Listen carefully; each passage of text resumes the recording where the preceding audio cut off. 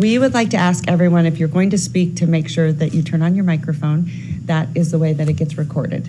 So don't be like me. Okay, so we are going to start off with the Pledge of Allegiance. I would love for Yale to lead us in the pledge. He's like, oh no.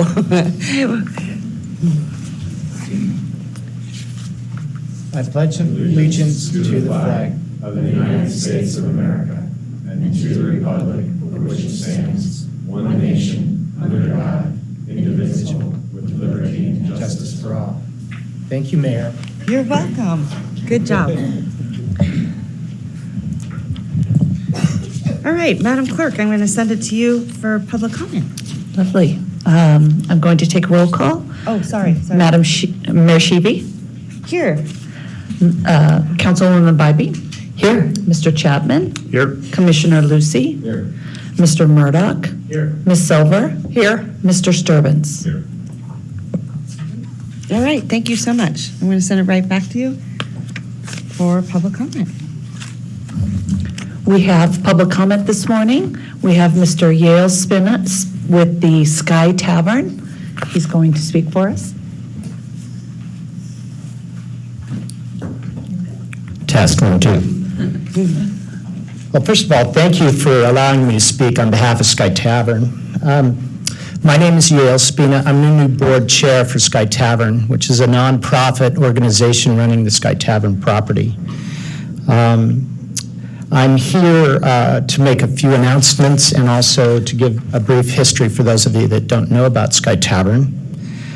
Sky Tavern is the ski area that's owned by the city of Reno and leased to our nonprofit, and we run this program that's been in an operation for over 70 years, and we've taught over 100,000 kids to ski and snowboard. So it's a very worthy and worthwhile endeavor to do, and we're very proud that it's still in existence after all these years. It's where I misspent all my youth, and I'm here today because of Sky Tavern. At any rate, we recently received, and I'm proud to announce that we received it's called the Conversion Cup from the National Ski Areas Association. It's an award for inclusion and diversity. So Sky Tavern is amongst the best in the nation for that reason. And you all should be proud because Sky Tavern does stand out in that way. You may know that Sky Tavern recently received, and thank you to the City Council for allowing us to have a long-term lease. We have a 30-year lease with a 20-year extension, and that is a game changer for Sky Tavern. In the past, with short-term leases, raising money was difficult. And now, I'm here to announce that we're launching our capital campaign. In that lease, we're obligated to install snowmaking to sustain the operation, and lights so that we can increase the amount of time and the people that we can serve. So we're about to do that, and there is the brochures on the front table if you want to know more about that, but we're about ready to launch this capital campaign to make these improvements, which would have us open longer, open earlier, open later, and then even after school and at night, which would be wonderful. That will give us the ability to really manage the demand that we have. I don't know that many of you know, but we have a waiting list because we're only open Tuesdays a week. So if we get this to happen, Sky Tavern could sustain itself. Can't imagine, but it's possible, and I think we will do it. Anyway, I just wanted to thank you all for coming today, and just to remind you that Sky Tavern is a nonprofit 501c3. We need all the help we can get to raise this money because it is a game changer, and it's probably one of the best things that Sky Tavern has is that piece of dirt, and it's not being utilized. We want to utilize that property and open it more than 2 days a week in the wintertime. And then also, I'd like to just quickly announce that we just launched our first summer programs this year. We're running kids bike camps and fitness camps at Sky Tavern and yoga.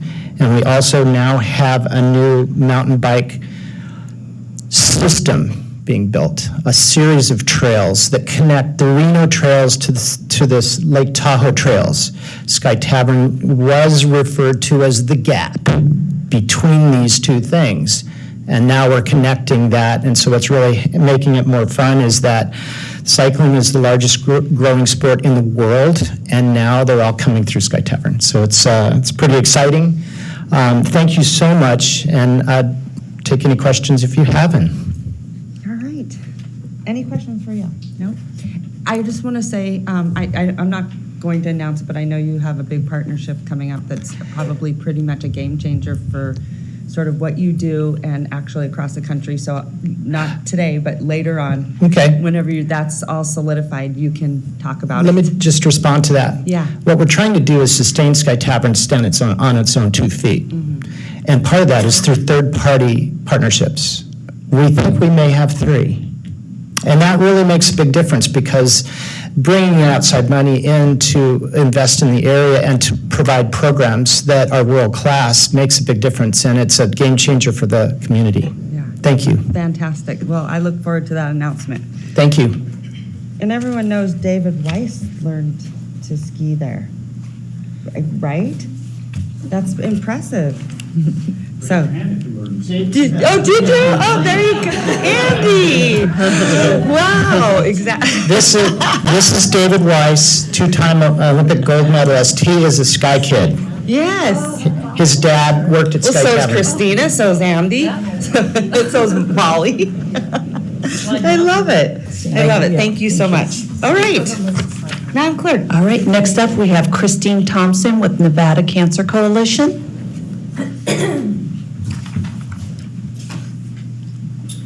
Good morning. It's so good to be here. I haven't been in a public meeting in person for so long, and Kelly, my colleague who will speak in a minute, we commented on this is the most fun public meeting we've been in a long time. How great to shake somebody's hand for a change. So thank you for the opportunity to be here. I am Christine Thompson. I'm Prevention Programs Manager at Nevada Cancer Coalition. I'm also a board member of Nevada Tobacco Prevention Coalition. We work to prevent all forms of commercial tobacco use, including vapor and secondhand smoke exposure. I'm here today in my capacity as project manager for Smoke-Free Truckee Meadows. My colleagues and I have had the opportunity to speak with several of you directly or with your representatives about this effort.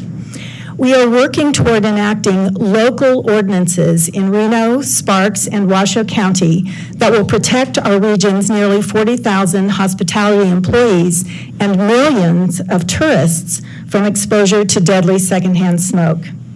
In the same way that the 3 jurisdictions work together to implement smoke-free policies in our city and regional parks, we and many others believe it is time for the jurisdictions to work together to implement smoke-free indoor air policies. Across America, nearly half of all states, 1,638 municipalities, more than 160 tribal gaming properties, and nearly 1,100 casinos do not permit smoking indoors. These decisions reflect not only COVID-19 related public health considerations, but also opinion research that routinely shows most guests, smokers included, prefer smoke-free indoor air casinos and bars. Casinos that have been operating smoke-free have been setting and breaking revenue records while also protecting their employees and guests from the indisputable dangers of even brief exposure to secondhand smoke. Because of the pandemic, casinos have learned how to do business differently, and everyone has benefited. If smoke-free air outdoors, where people recreate, is important and preferred, and there's no question that it is, how much more so is smoke-free air in indoor workplaces, where millions of Reno Tahoe guests of all ages stay and play, and where thousands of our own residents work. Many of the places where the overnight visitors stay that you work so hard to attract are not smoke-free. Visitors, children and youth included, are exposed to the toxins and smell of secondhand smoke every time they enter a casino resort. RSCVA's new marketing campaign promotes themes of positive energy with headlines to rebalance and rediscover and recreate and refresh. This campaign speaks to the aspirations of vitality and health, not to exposure to deadly and toxic and stinky toxins. Your campaign expresses our region's efforts to update the old images of a tired and dirty Reno Sparks and to differentiate us from Las Vegas. After all, smoke-free indoors increasingly is the expected norm, especially among millennials who we are trying so hard to attract. We encourage this board to use your considerable resources and influence to join us and to support our region's elected officials as they work to ensure clean indoor air protections for all who work in and visit Reno Tahoe. Embrace this new image and positive change for our visitors and residents and help ensure the Truckee Meadows becomes Northern Nevada's smoke-free gaming destination. Thank you. Madam Clerk? Yes, we have, lastly, we have Kelly Goatley Seals with the Washoe County Health Department and Nevada Tobacco Prevention Coalition. Good morning. Thank you again for having us. Like Christine said, this is, I think, the most friendly public meeting I have attended. So again, thank you for the warm welcome.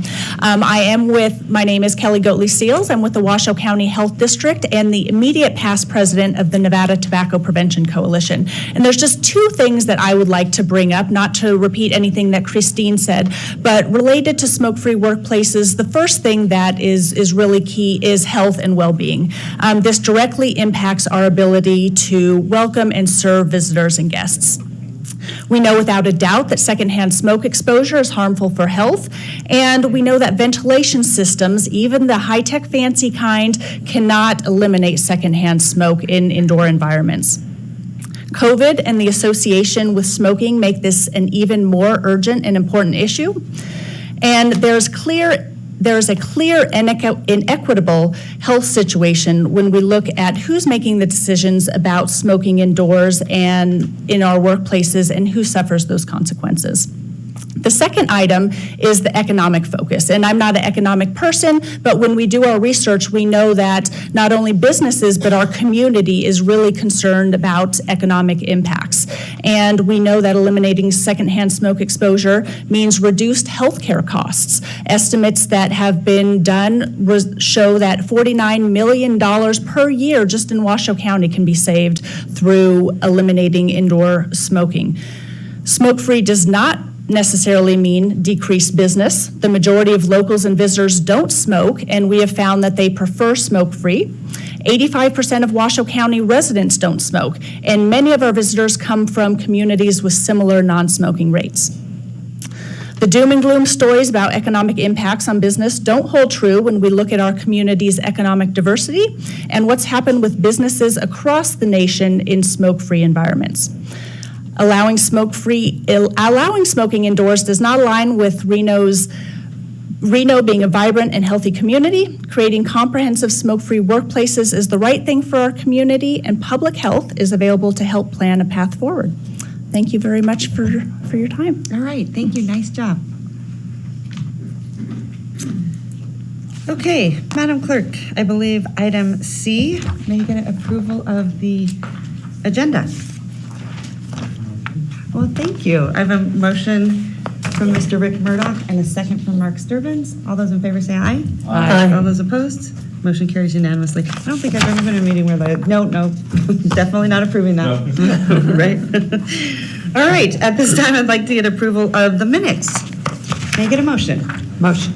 I have a first second. from Mr. Murdoch, a second from Ann Silver. All those in favor say aye. Aye. All those opposed? Motion carries unanimously. All right, fantastic. Item E1, if I'm jumping out of turn, let me know, Madam Clerk.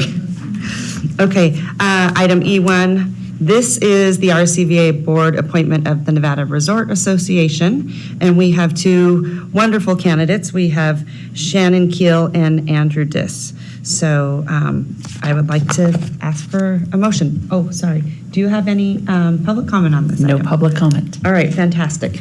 Okay, go ahead. Thank you, Madam. Whoa, sorry. I know. Yeah. Guess I need to move back. I move to approve the reappointment of Shannon Keel for the position of the NRA on our Board of Directors. Okay, great. I'll Thank you. second that I have a motion. motion and a second. All those in favor say aye. Aye. All those opposed? Motion carries unanimously. Okay. Madam Clerk, I'm on item E2. This is the RCVA Board appointment of the Reno Tahoe Airport Authority of Board of Directors. We have two candidates, Jessica Sbraza and Richard J. Both are fantastic. So, Mr. Lucy, would you like Yes, to make a motion? I would, Madam Chair. My obligation as one of the electeds, I'd like to nominate Jessica Safraza for the appointment from the Reno Tahoe Airport Authority for our CBA board appointment. All right, I have a motion from Commissioner Lucy. Do I have a second? Madam Chair, I second that. All right, thank you. I have a motion and a second. All those in favor say aye. Aye. All those opposed? Motion carries unanimously. All right. Just, if I can, just to be clear, so those two appointments, those are voted on only by the elected officials. The elected officials unanimously approved the two choices. And I just want to be clear that Ms. Faraza's seat is to serve for the remainder of Daniel Farahi's term, which is a one-year term, and or approximately 1 year from now. And Ms. Keel is a 2-year term. Just want to have that on the record. Thank you. All right, okay. Welcome. Welcome, Mrs. Member and one new Welcome to the board. Welcome. Okay. Madam Clerk, okay, we are on item E3. Today we are selecting a new chair. And do we have any public comment on this item? No public comment at this time. Okay, thank you so much. Okay, I would actually like to make the motion for Commissioner Bob Lucy. Thank you, Madam Chair. I do appreciate that, and I would second that motion if that's acceptable. Second that motion. All right, thank you. I have a motion and a second. All those in favor say aye. Can I ask a question? Are there Yeah. other nominations that could be considered, and can we have Sure, you some can- comment? yes. Okay. Yes, you can. And we can do a roll call vote if you want. Sound good? We'll do that for clarity. And just to be clear, so the chair has to be one of the 3 elected officials. And that's voted on by the entire board. Okay, so I'm going to start to my left. Mr. Sturban. We doing a roll call? Yeah. Hold on. Or you can, Hold no, on. you can, We don't have a second Wait, we don't have a nomination yet. second. No, you can, it's discussion. Oh, so, perfect. No, I think, certainly think Bob has the great experience. He's had the role before. But, you know, in light of transparency of the RCVA's, I think what the vision is of the seat, I think there is a rotating role there, and I would like to see Charlene Bybee become the next chair. Okay, thank you. Okay, Mr. Rick Murdoch. This on? Thank you. You know, we're in a very interesting time, and you have to have a lot of experience in this community, especially for board. And I know Charlene is great. I've known her for a long time. However, I think right now we're coming out of COVID. It's really interesting times, and I would support Bob Lucy. All right, and I do want to make sure that we are rotating, and I think just because we haven't been in person and we've had these meetings over Zoom, and I think they're both incredible. So I do want to make sure that we are going to rotate, you know. So. And Madam Chair, if I could add a comment really quickly. You know, this is, you have a 2-year term that this is in the middle of your 2-year term, so this would be the remainder of your term. And it would be my honor to obviously serve as chair. I've served as chair for this board before, and it's been a tremendous honor for me to do so. What I'd really like to do is obviously through this next 12 months, if this board does select me as the chair to take on that remainder of Mayor Sheevy's term, I want to make sure that we just provide a foundation for this board and this organization to really work off and really recover from this COVID-19 pandemic. I am also in support that this board seat this chairmanship should rotate amongst the entities and amongst the elected officials, and don't see that Ms. Bybee has any challenges and is definitely very intelligent and has experience in the city of Sparks. But from this board, there is so much that comes from air service, and in the last 5 years or 6 years that this board, we've sat on this board, that there are some complexities, and I just want to make sure we have that stability and then allow that to go forward. So that would be my only ploy for myself, not to really take this over and try to continue to run as chair. I really want to see other individuals run as chair in this and take this organization in different places, but I do appreciate the support of the mayor. Okay, all right, thanks. Okay, Ms. Sferrazza. Welcome to your first meeting.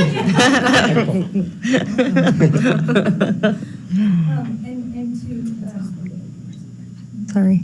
And I support both Commissioner Lucy and Councilwoman Bybee. I think it should be rotated. I think this is for the middle of Mayor Sheeby's term. So I don't know legal counsel who can do this or not, but make Commissioner Lucy the chair with a motion that the chairmanship be rotated in the future. I would certainly support an amendment to the motion for Chair Lucy, and then for the next chair that it's rotated with the 3 agencies. And just coming from the airport, that's how we do it at the airport. So I'm certainly in favor of doing that if we can do that with the motion. Second. So if I can weigh in, I don't know that we can do that. Our statute, it dictates when we elect the chair and states that the entire board votes on the chair. So I don't know that the board, as it stands today, can bind the board as it may exist a year from now when we do the next election. But, certainly it seems like there's some consensus here for that, but I just don't think we can officially do that and bind future boards. All right, well, I think just everyone sort of knowing that we want to start to rotate is, I think, we all can agree that that's what we should be doing, so. Okay, so going to move on. Andy. Thank you. And certainly understand the effort that Mr. Lucy has done in the past for us. I want to kind of channel Ed Lawson from the last time we had this conversation, because there was a lot of conversation about that rotation a year ago. And I think at that point, if I recall, I don't think the city of Sparks had been at the chairship here in 20 some odd years. I don't know if that's the exact number. I know talking to Mr. Kennedy earlier today that there had been a rotation in place at one point, and that rotation has gone away. I think this is a regional board, and it should have regional representation at the board and at the chair. Again, I think Mr. Lucy has done a great job shepherding this organization through time, but I think it is a good opportunity to move that around a little bit. I do think that is important. And with that, I would nominate Ms. Councilwoman Beebe as well. Okay. Thank you. All right, thank you. Shannon Keel.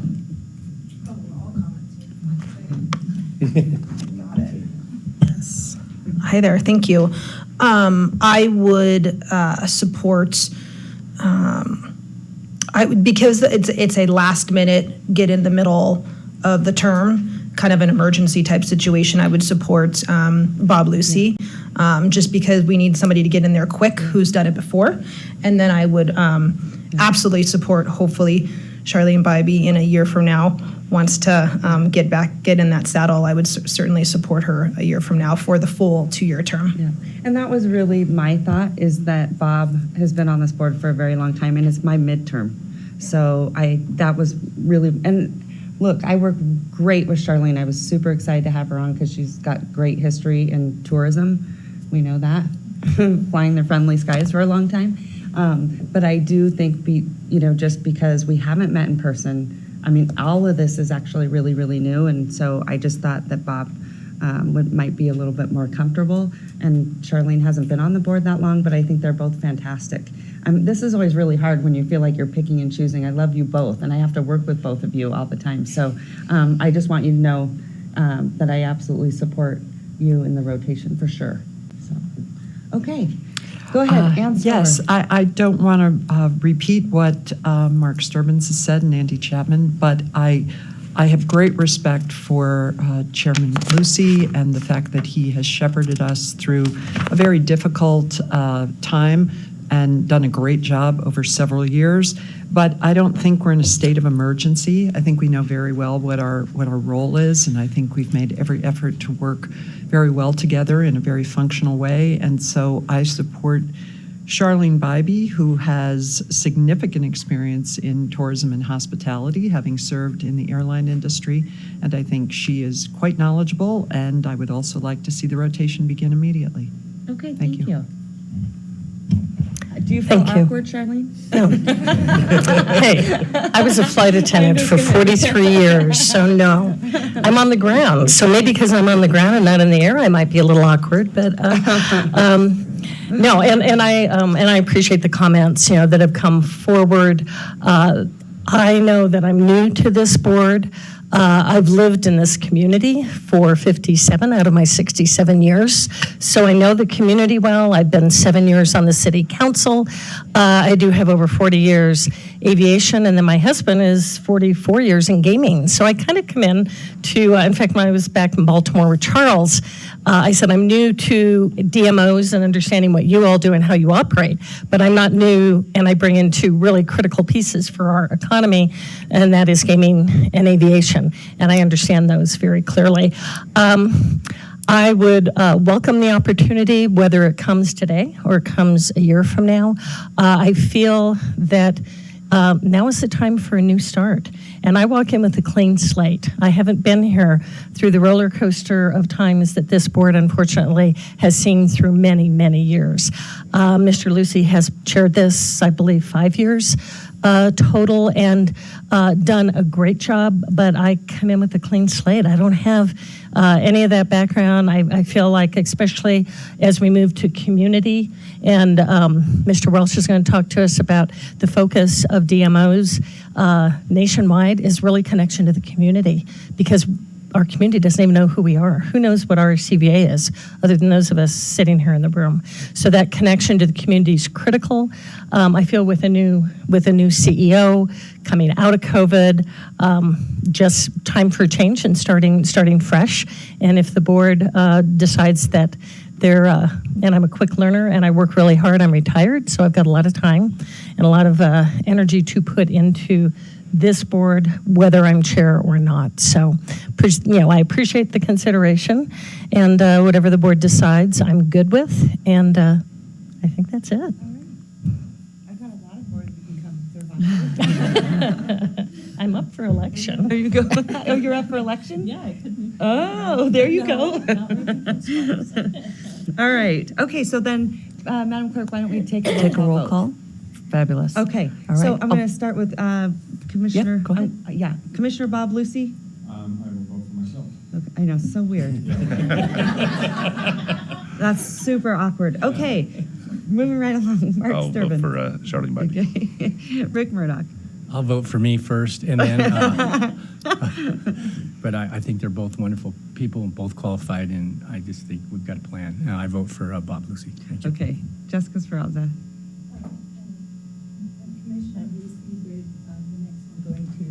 Councilwoman Bybee. Mr. Chapman. I would vote for Councilwoman Bybee with the understanding that rotation should be happening. Okay, Thank you. thanks so much. Shannon Keel. Bob Lucey. Ann Silver. Charlene Bybee. Charlene. I get to vote for myself. Thank you. All right, and I'm Bob Lucey. So, motion, so, Can I just, Yes, go right just ahead. clarify, Ms. Fraza, Bob Lucey? All right. That is 4-5 in favor of Bob Lucey. okay, thank you. All right, so all those in favor say aye? Hi. Oh, well, roll call vote, then we're fine? Okay, Okay. all right, congratulations. Thank you, Madam Chair. Thank you, Madam Chair. I do appreciate it. And I want to say thank you for Councilwoman Bybee's willingness to participate. She is, like everybody stated, very qualified and very energetic. I promise that I will not, and I promise not to exclude anybody from any of these conversations. I want to make sure that this board maintains as transparent as possible. But I do respect everybody's decision, and I look forward to transferring this back over to somebody in 12 months. How about that? So with that, we will move on to item F1. This is the Reno Sparks Convention Visitors CEO update. Mr. Harris. get up because I don't sit really well. I like to move around. And I'm going to go through a presentation, which we should have up on the screen for everyone. I've been asked to hold on. What I'm going to do is I'm going to go through an update for those of you who have been on the board, and Jessica, you'll receive this. We do a monthly CEO update. Thank you. We do a monthly CEO update. This will cover that. So as I begin here, first of all, thank you everyone in the audience and the board for being here. Our first time in our new facilities and in person. We're really glad to have all of you, and certainly our special guest, Don Welsh from Destinations International. I'm going to walk through an update here, and we're going to start with our Customer Advisory Board. Last month, we launched a very successful Customer Advisory Board, which we had at Shannon's Hotel, the GSR. We had 19 people commit, 18 were actually able to show up, and I want to start off by saying, first of all, thank you to all the board members who came out and welcomed them at a reception. It was phenomenal. We not only had, I think, 4 or 5 board members. Rick, you were out there, and Ann, you were there. Bob Lucy, thank you. Charlene Bybee was there. Really, it was phenomenal. We not only had board members who were out there, but we also had Mike Kazmierski from EDON. We had Darren Griffin from the airport. We had Mayor Lawson from Sparks. It was phenomenal that we got that participation to welcome this new Customer Advisory Board. And actually, we were told by people on that board, it's the first time they've ever seen economic development, the airport, and elected officials all come out for an event. So kudos to Mike Larraguetta and the sales team that put this on.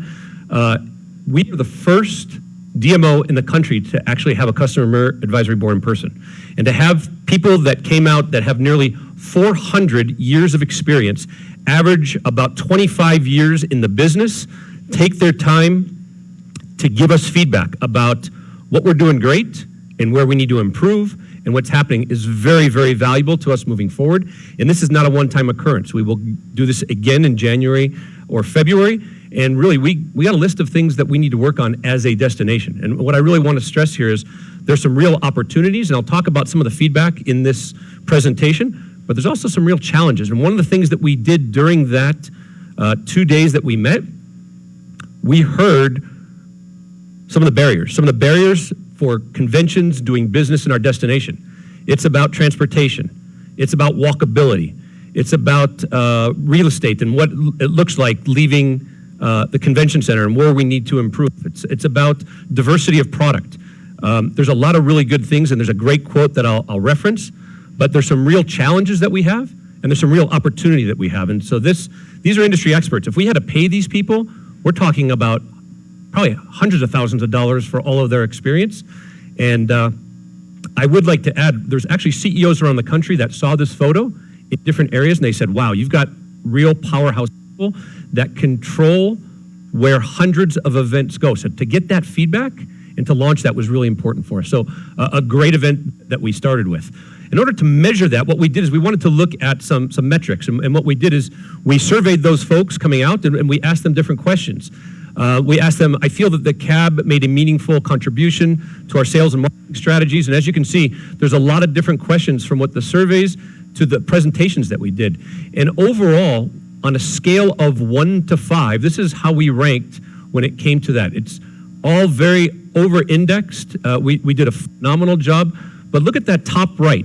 This meeting was a good use of my time, 4.9 out of 5. So they had a lot of value in coming out here and giving us that feedback that was terrific. And certainly the barrier discussion that we had, again, ranked real well. So kudos to our team and kudos to sales for helping to drive that. One of the things I want to call out is these people that donated their time, they go and they speak. There's a lot of talk of where they're going to take their businesses all the time. And I want to call out the different types of comments that were made. These are actual comments from board members. I'm not going to call out who did it, but phenomenal feedback and the potential for what we're doing here. This one here at the bottom middle, I compare Reno to an Austin or Nashville a couple of years right before those cities took off. And the potential of what we have is phenomenal. And they see that, and they see the potential of what we're talking about. This is one of the most important things that was said and to come out of this. And that is the people that served now feel like they're ambassadors for the destination. That means that when they're out talking to people, and we changed minds. We changed hearts and minds of people, what their perceptions were of this destination. Some people had never been here. Some people had said they would never come here. And we were able, through the discussions and their experiences here, to now open their eyes. And we actually had an opportunity for business that came out of this meeting, which we did not expect, and that wasn't the goal.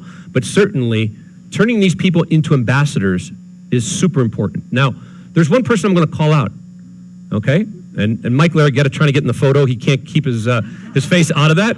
He's certainly working hard to do that. But what I want to call out is I want to talk about Dee Clemens. And Dee Clemens is on our board. I happened to run into her when we were in Baltimore last week, and Don had her on a panel. And Don had her on a panel talking about the industry.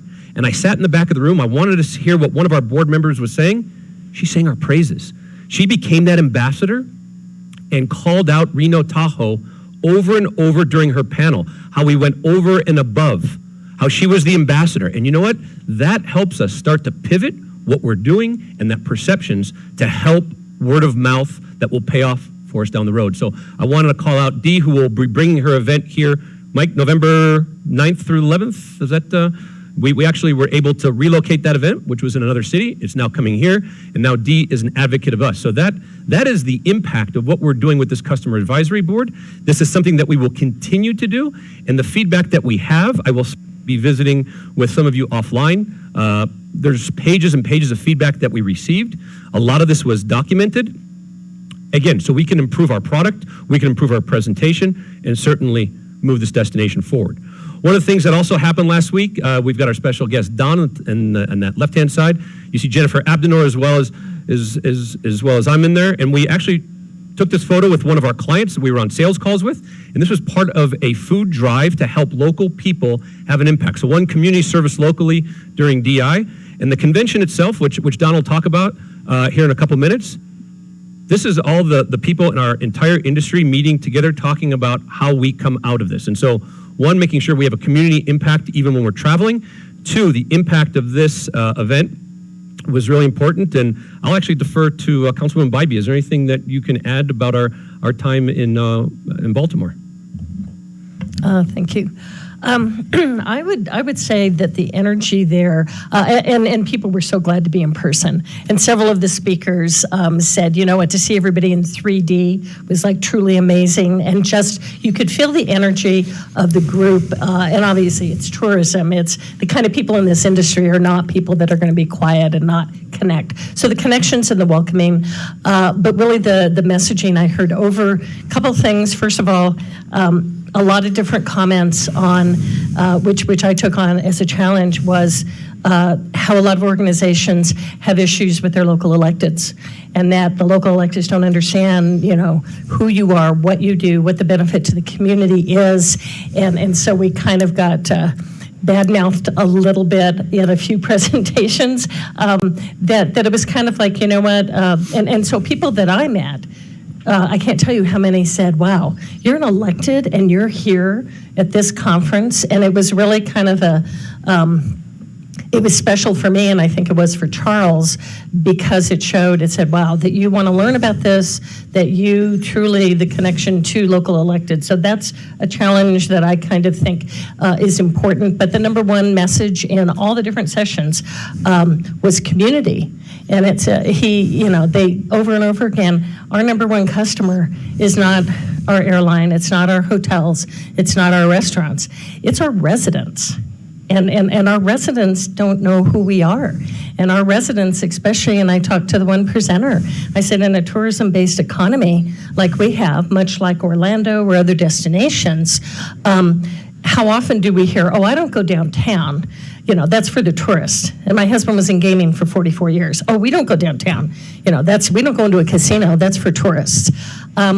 So that big divide, we've got a greater divide from locals who live here, unless you work in an industry that is tourism-based. The rest of our community is really kind of separate from who we think are people coming to our destinations. So I think it makes so much sense, and what they were really telling us to do is to reach out, to connect to our community. So first of all, they understand what we're doing, why what we do makes a difference, because it keeps taxes lower. I'm not coming to you to increase your property taxes or other taxes, because the economic impact of what DMOs do and what we do here is so critically important. That benefit, the quality of life that we can offer by the revenue that we generate, and listening to our community, them having a voice, because they can be our best ambassador. And that really was number one message, hands down, and it's not even in our mission. So I'm really, after Don's group and everyone kind of sold me on why that's so important, and I think moving forward, that's what we need to be looking at. Thank you, Councilwoman. Moving along, some things that I would like to talk about, and certainly an announcement that we just sent out this morning, and that is Christina Ernie has been promoted to VP of Marketing, and so she's here. Congratulations, Christina. With that, there's a lot of change that we still have going on in the organization, and you can see here, I apologize to Kathleen, we don't have her photo yet, but we have 6 new people joining the team here at the RSCVA. Tracy's moving over from tourism into sales to support Mike, and I do have to call out Tracy. Tracy did the heavy lifting for our customer advisory board and was phenomenal. She went over and above and actually went out and had to buy luggage for one of our customer advisory board members who had her luggage ruined just trying to get out here. So again, over-delivering on that expectation when people come here as a hospitality organization was certainly part of what she did. Some additions in our finance department that's going to help Courtney get back up to full speed, which is phenomenal. Kathleen's going to be joining us from another local DMO, and Kimber, who was part of this organization before I got here and was part of, unfortunately, the furloughs that went through, she's going to be rejoining us, I believe, on the 26th. So she'll come into the sales team and help us get close. Now, we're only down 2 bodies for what we have overall. One, there's an HR opening with Julie retiring, and we're currently going through an HR audit to make sure that the practices and everything that we're doing is correct. That's going to lead to a new HR person, and then I think we have one more person in finance that we're getting to. So some changes going on, some quick updates.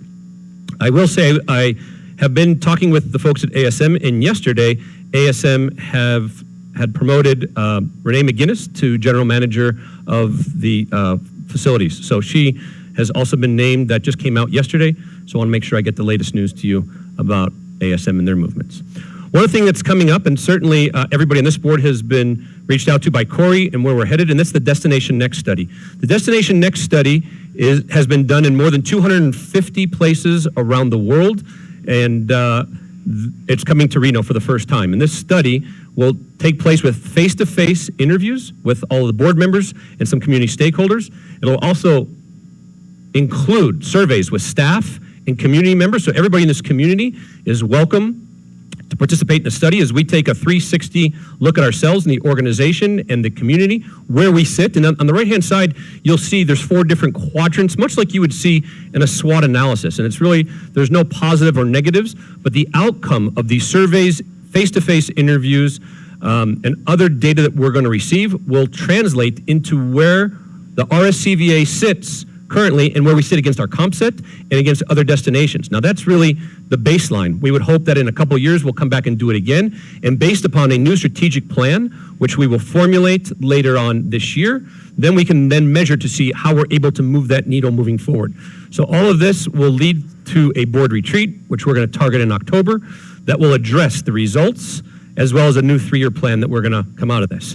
What that ultimately leads to is a roadmap of where we're headed, and that roadmap between now and the end of the year is some of the stuff that we're talking about. So I just want to cover that off very briefly. Again, this was in the CEO report that I sent everybody, but from today when we have the board meeting through the stakeholder meetings that we'll have next month, the community survey, again, we'll have more board of directors meetings, but then we will go offsite and we will meet, certainly open meeting law will be part of that so that we're in compliance, but we will create the framework and then finalize a 3-year strategic plan, which we will launch on July 1st of 2022.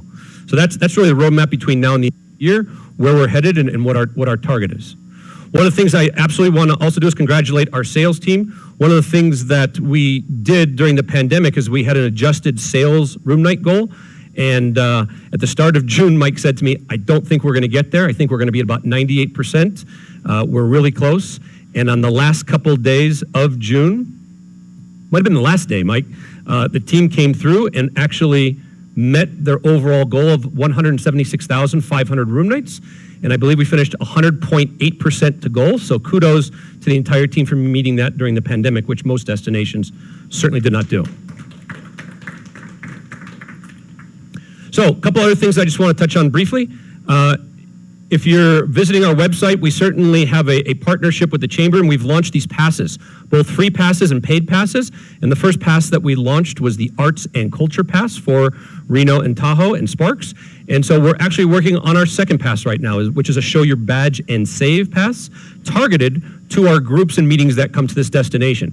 We want to be able to push that into the funnel, and what you'll see us considering for the rest of this year is possibly a beer pass, a sports pass, maybe we even do a bowling pass. We'll look at all the different types of opportunities that we can talk, again, community-based, what we're doing to push that out to our visitors so they get to experience the entire destination. One of the things that, this is a phenomenal quote that is used in our business, but I want everyone to think about this because this is really the destination management cycle. This is a quote that was established by a woman named Mara Gast, who runs Visit Irving. And what she said was the following: if you build a place where people want to visit, you build a place where people want to live. And if you build a place where people want to live, you build a place where people want to work. And if you build a place where people want to work, you build a place where business has to be. And if you build a place where business has to be, you build a place where people have to visit. Again, it's an overall cycle that visitation leads to residents, businesses moving here, which goes back to people visiting. And it's all connected. And that's why whether it's economic development, visitation, or for our residents, it's a phenomenal quote and something that resonates with a lot of us in the DMO space. What I want to wind up with for the CEO recap, there's a lot that's happened in the last year. Certainly, I've been here 7.5 months, and there's been a lot of change, a lot of things that have happened. Certainly, we talked about a few accomplishments. One of the things that's new that I would expect you to see moving forward is a recap of the 2021 year. And we did that not in a static form, but we put together a little video for you guys to see.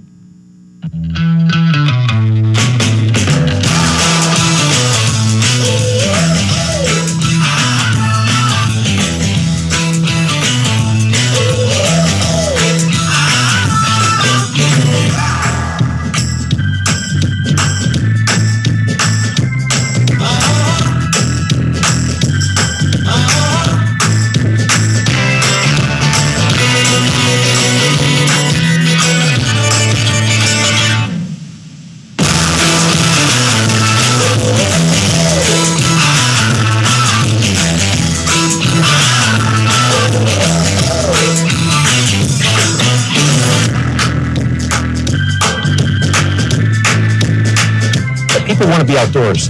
They want to experience places that are safe. They want to get back to doing things with family and friends. And really, we're situated perfectly to help fulfill those goals for people that want to come visit.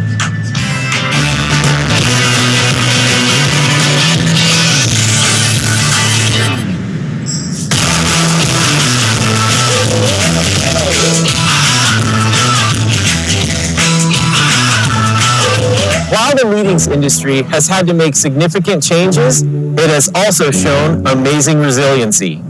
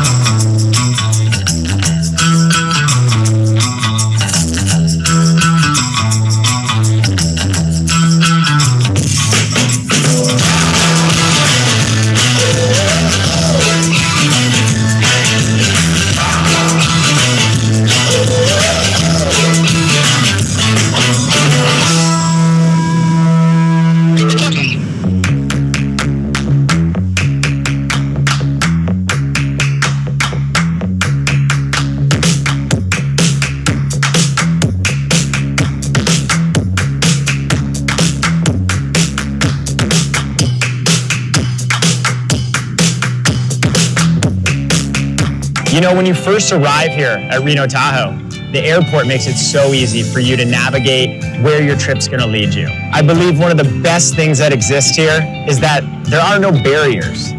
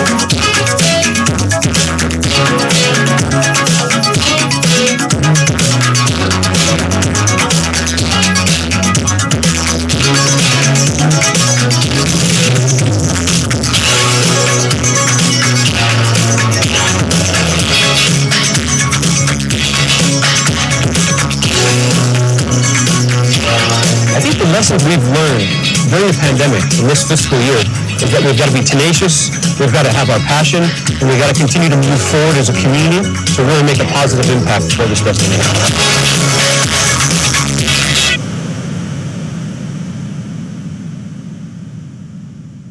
That's fantastic. Thank you. All right. Any questions for the CEO in regards to the report?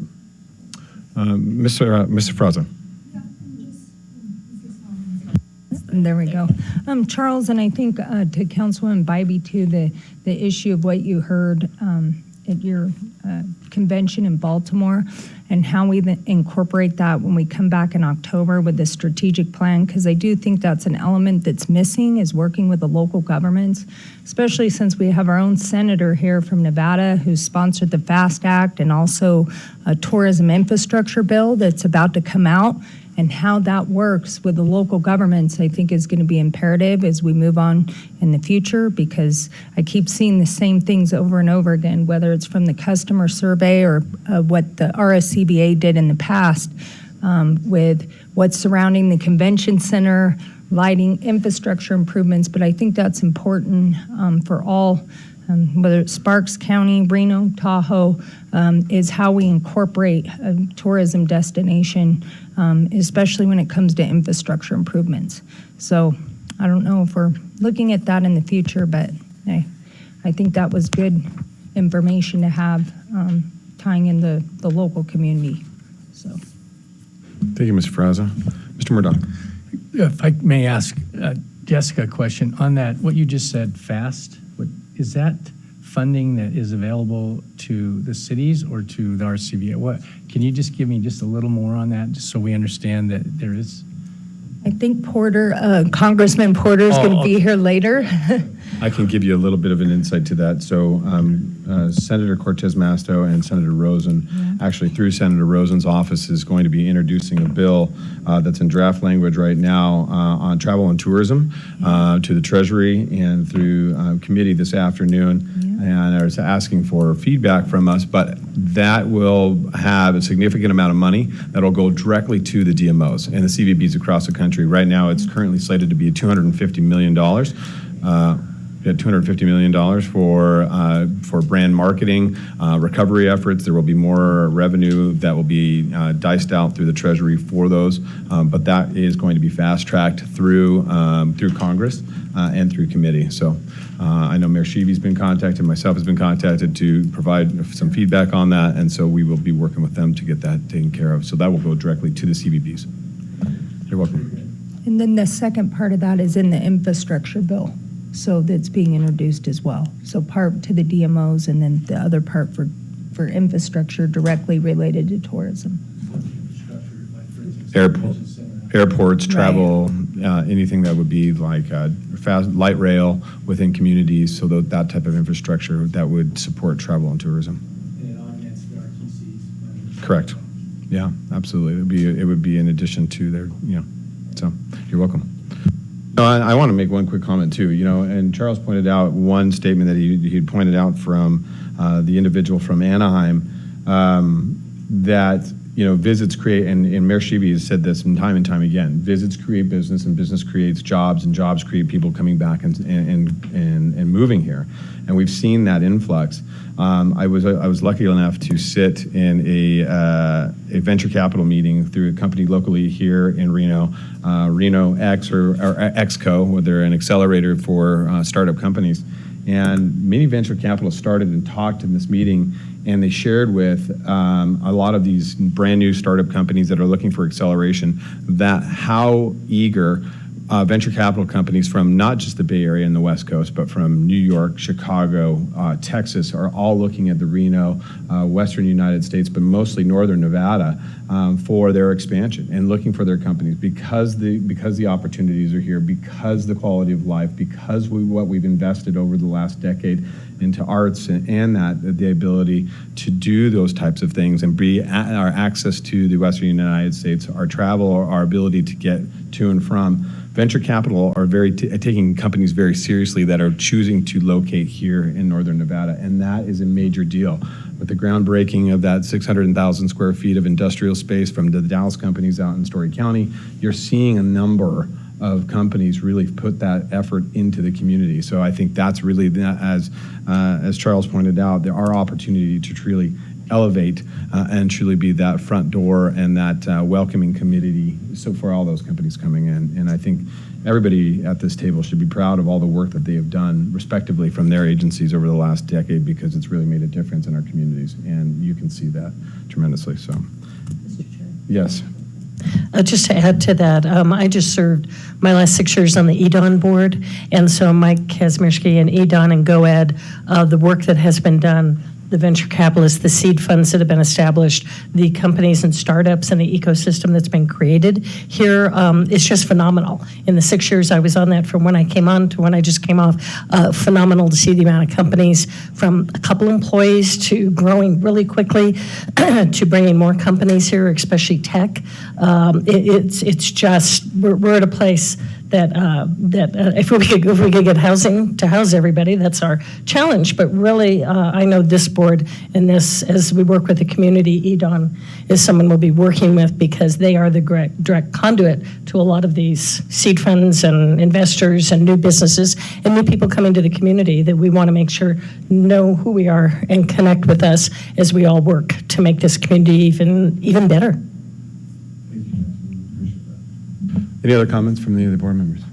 All right, seeing none, we'll close that item and move on to our item F2. This is our Destinations International update.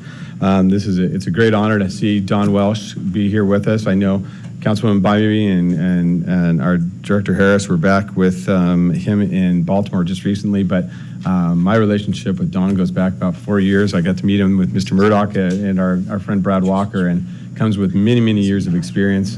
Not only in DMOs, but in the airport industry. So with that, Mr. Harris, if you would like to introduce Mr. Welsh. Absolutely, I would. So here's the formal introduction part, and again, on behalf of everybody, Don, thank you for being here. Thank you for hustling here right after the national convention last week. A seasoned tourism executive with more than 35 years of experience in the industry, Don Welsh serves as the president and CEO of Destinations International. Since joining the association in March of 2016, Mr. Welsh has implemented a strategic realignment for the association through a renewed commitment to focus on member needs to deliver the resources members have determined to be essential to the success of their organizations. Leading this list of priorities: education, professional development, certification, accreditation, best practices, advocacy support, followed by scalable and timely products and services. Prior to joining DI, Mr. Welsh served as president and CEO of Choose Chicago, the official destination organization for Chicago. In this role, Don was responsible for marketing Chicago to business and leisure travelers throughout the region, national and international markets. During his 5 years with Choose Chicago, Don developed and implemented initiatives that contributed to the stellar results for Chicago's visitor industry. Mr. Welsh also had his team reported a record-breaking results for 2014, including more than 50 million visitors to Chicago, resulting in record tourism spending, record hotel tax revenues and jobs, 14 months of record demand for hotel rooms, and 13% growth in hotel room night production by Choose Chicago convention sales team. Mr. Welsh also held CEO positions with the Indianapolis Convention and Visitors Association and the Seattle Convention and Visitors Bureau. Prior to joining the DI industry, Mr. Welsh served as Senior Vice President for Westin Hotels and its corporate headquarters, and also held senior leadership positions in sales and marketing for Westin Resorts and the Ritz Hotel, as well as the MGM Grand in Las Vegas. Please welcome Don Welsh. Thank you. Thank you. Well, good morning, Mayor Sheevy. Board, it's great to be with you. That's a lot of jobs. So that means I'm getting to a certain age in my life. I agree with the two speakers also. It's great to be with you in person, and thank you for having me today. I feel like I know the mayor because we joined U.S. Conference of Mayors as a result of our relationship with Mayor Fisher in Louisville. And it's great to see the mayors sort of heading up a committee that's very, very important to us, and that is technically the hospitality tourism sector, so thank you. And Charlene, it was great having you in Baltimore last week. Thank you for taking time out of your schedule.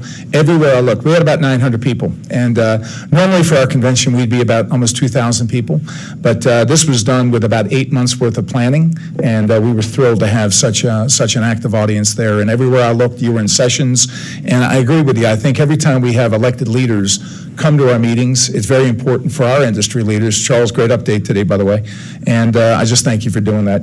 I thought I've known Bob and Rick for a long time. I've known Mr. Murdoch a little bit longer from my days with Westin and in Seattle, and then also was running Seattle.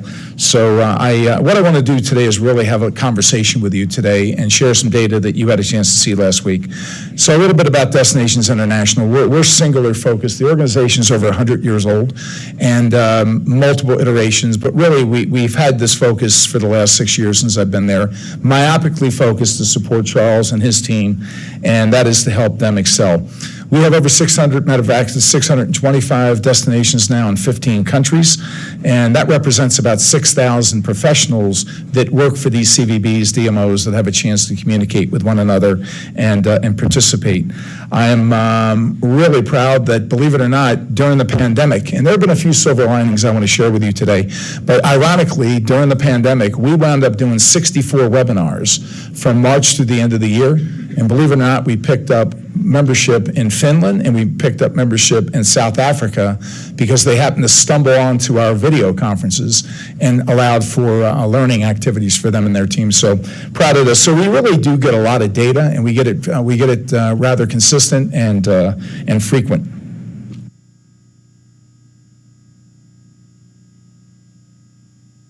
And number one, we're big on education, and we realize right now it's a continuum. You can't stop.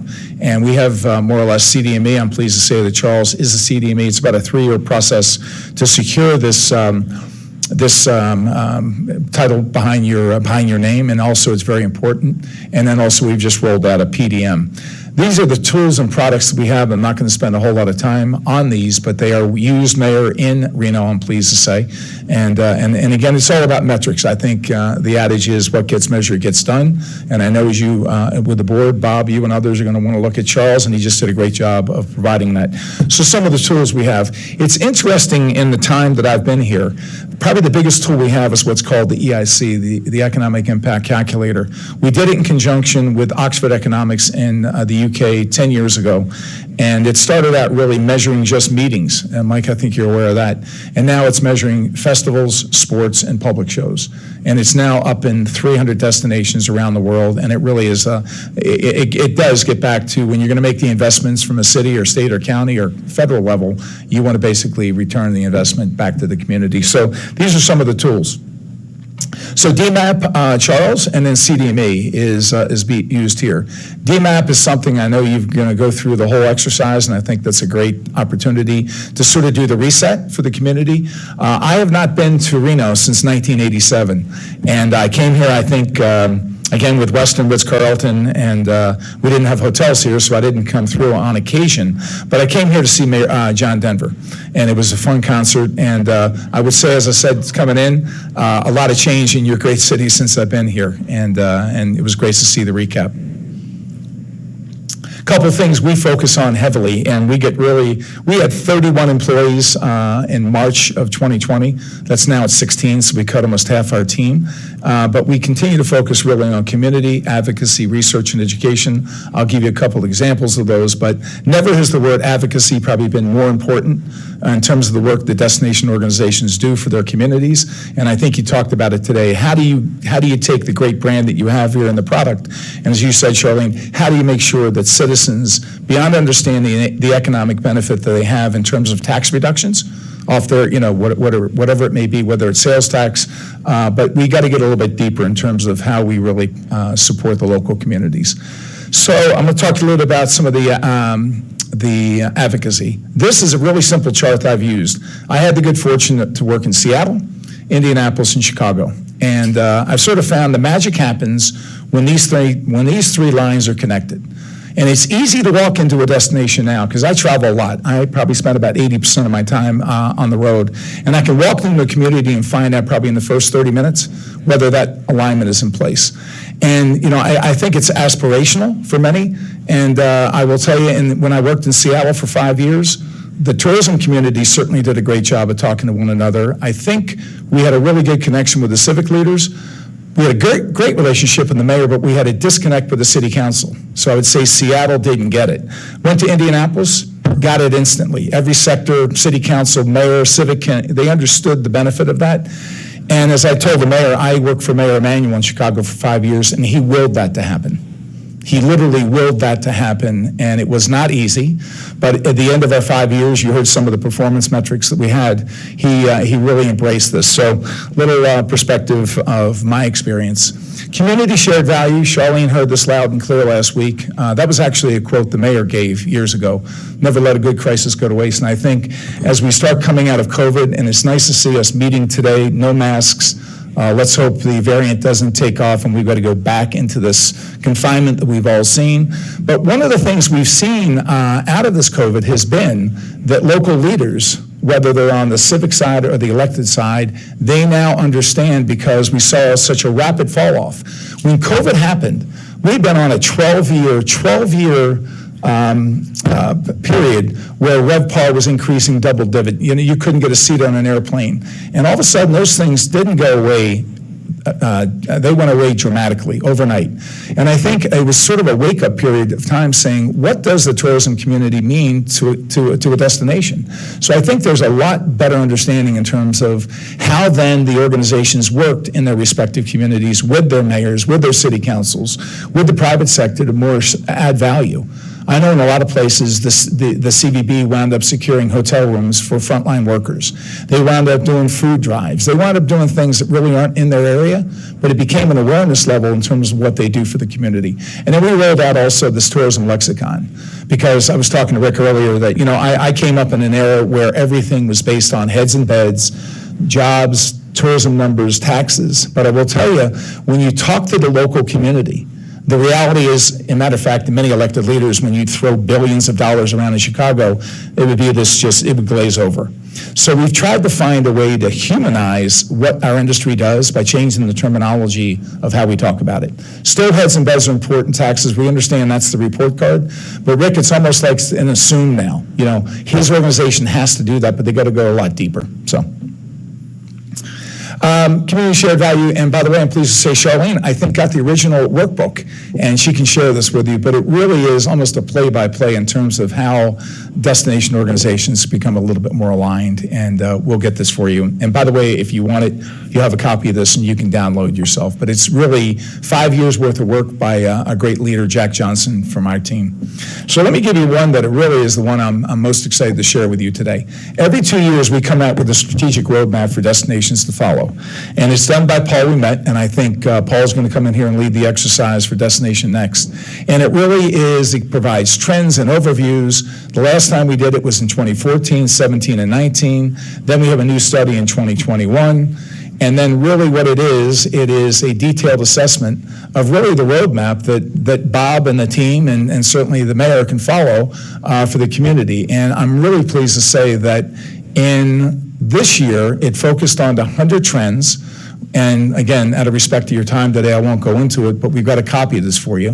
And it's also getting into the strategies. So you don't need to recreate the wheel. It's been done for you, and it's being populated by destinations from around the world. And by the way, we do have 475 destinations of that 625 that are in the U.S. So we have a pretty good presence, and a high percentage of those completed this survey. So here's the future study results, and it was pretty interesting. I'm pleased to say we had 706 participants, so organizations such as Charles, in 50 countries. And that was the most extensive we've ever had, and it was a lot of work. Now, here are the findings.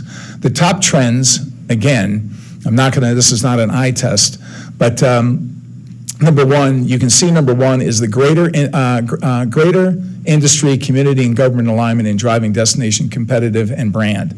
Now, the interesting thing when you look at these top 15 is that number one, that's new. That didn't even exist in the last study. So you can see that during the pandemic and since the last report was done, this whole thing in terms of bringing together the alignment between the tourism industry, the civic community, and the elected community is becoming paramount for destination organizations to be more successful. And then it also gets down to some of the sweet spots, I think, of your community. They want authentic experiences. They want to be able to get out, whether it's hiking in the mountains and skiing or being in a casino gaming. This is the option for people to do that. And they want more enrichment. And I think, again, not being too familiar with your destination, but knowing enough of it that I think you provide many of those. And they also want the assurance of high standards of cleanliness and hygiene. I think one of the things we did see from this pandemic, I believe standards that we've seen in flying, airports, hotels will probably stay with us, and I'm hoping they will. I did run into a buffet the other day. I was a little surprised about that. But nonetheless, I think even buffets, and if you're a fan of buffets, I apologize. But nonetheless, got a lot of new things here that are worthy of discussing. So number one, the alignment between government, community, and industry and the priorities. Again, getting back to the strategic plan. I think you mentioned, Bob, and we were talking last night at dinner, that is clearly focused on here. Number two, they want that unique, authentic travel experience that is not, we're finding at many destinations around the world, particularly some of the international destinations, that before people would sign up for the tours, the tour products seem to be coming to a rapid halt. People want that whether they're into culinary, whatever they may be into, they want to customize it to what their experience is about. And there's that enrichment and well-being. And business events. And Charles, you did a great job in updating. You did have a really powerful customer advisory board. This talked about also the importance of what the convention attendee can mean to a community. I will tell you, at Ritz-Carlton, when we were there, we really, back in the early days of the company, we didn't have a whole lot of money to market. So what we saw was, we said, you know what, if we can bring a business traveler in to our hotel, or a meeting attendee to our hotel and give them a great experience, guess what? They're most likely going to come back on their leisure time, and that strategy worked. And I will tell you right now, the other thing that worked very well in Chicago, Mayor, was that we had the Chicago World Business Chicago that the mayor headed up. So I had a seat on that board. They had a seat on the board as well. So anytime there was a convention of any size, the mayor was there. He worked that forward because he saw that as an opportunity for economic development. And so there's some of the great opportunities that come together. Again, this is all in a report, but I also thought some of the strategies that could be implemented.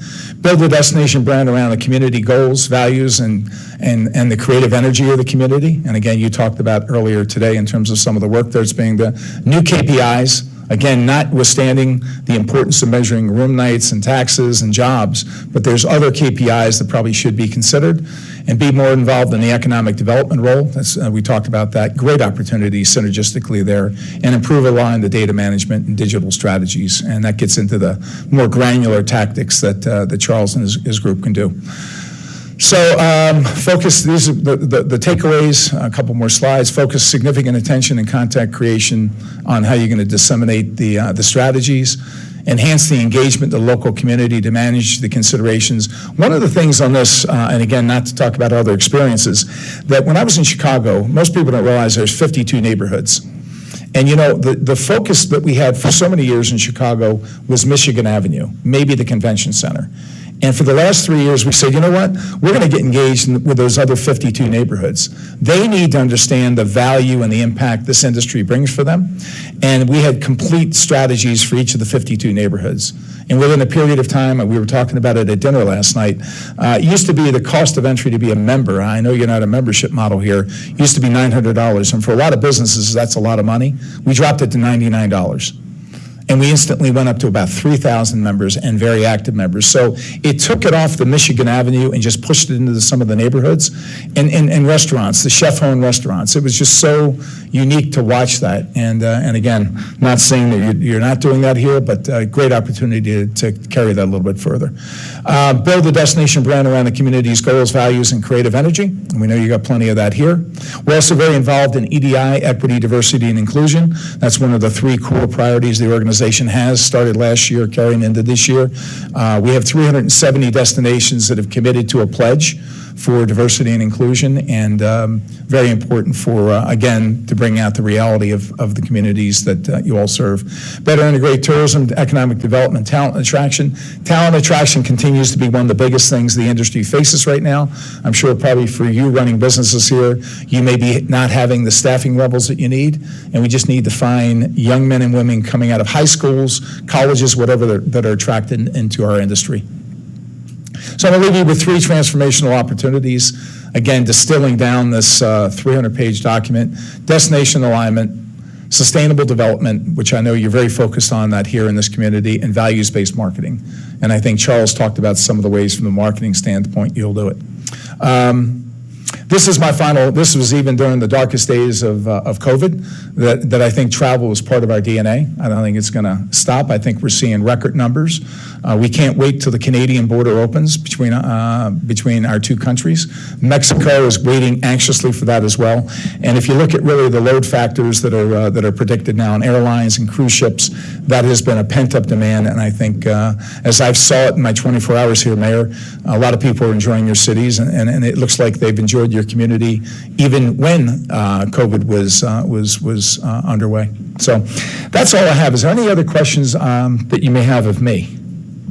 Mr. Walsh, thank you. That was fantastic. Any questions for Don? Mr. Murdoch. One comment. I will tell him back in the old days that we used to go around on a yacht and sell with wine and pedal to all the convention planners and travel agencies. It was a pretty easy sell, wasn't it? Yeah, we did, and by the way, thank you for that yacht.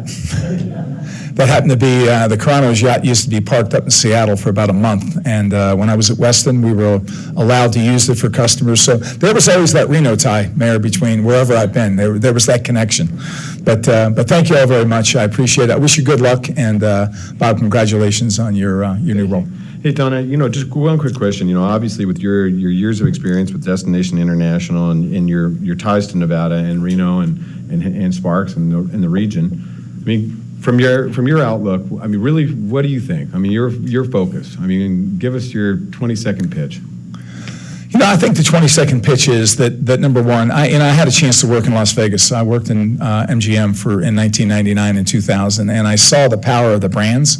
And I will tell you, I think that the gaming will continue to be incredibly important. I think entertainment options will be incredibly important. We talked about last night the Pro Bowl, the Bull Riders coming in here, and again, when you start looking at all the assets that Reno has and its proximity to some large markets, I think for your community, and again, I hadn't been here in a long time, but seeing the restaurants and the investment that's taken place in the community, even where we had dinner last night, I just think right now with the right type of strategy and the right type of funding behind it, you could do some pretty special things along with the great assets you already have here.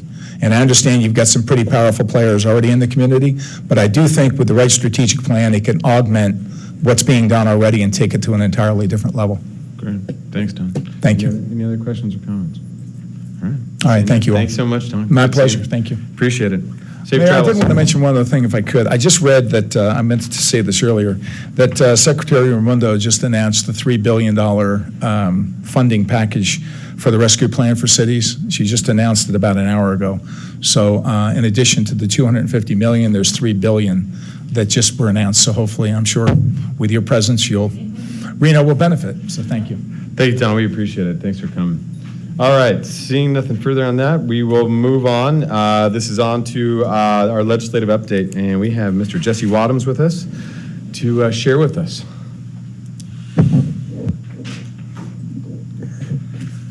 Good morning, board members. Again, thank you, Commissioner Lucy. Again, Jesse Wadhams for the record. I guess I don't need to do that for this particular environment. I really do appreciate, though, you guys putting me after the two polished public speakers and with the slick PowerPoints, because I get to talk about the Nevada legislative process now. So thank you for that. Obviously, we concluded the legislative session midnight, May 31st. The standard issue, 120 days. Let me just I'm going to skip over the whole kind of concept of how different this legislative session was in all of the ways that it could have possibly been different. The pacing, the way we did things, just the pandemic session itself. 72 days of the 120 were fully closed to any public visitors at all.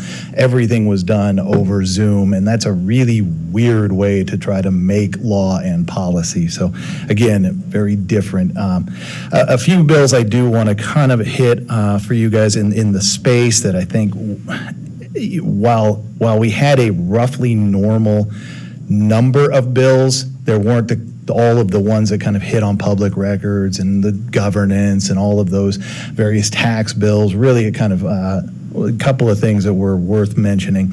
Senate Bill 386, this was a right to return bill that was pushed by the Culinary Union, particularly in Southern Nevada.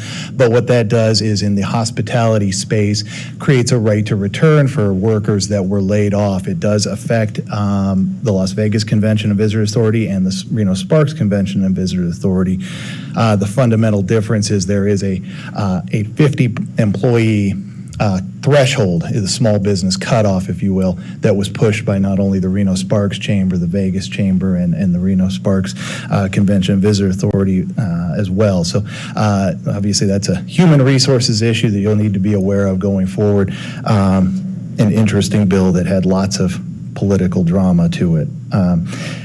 Assembly Bill 363 was a bill that talked about Airbnb, VRBOs, the short-term rentals being part of the transient lodging tax. That bill, while it did pass, ultimately at the last minute had a big carve out and only applies to Southern Nevada going forward.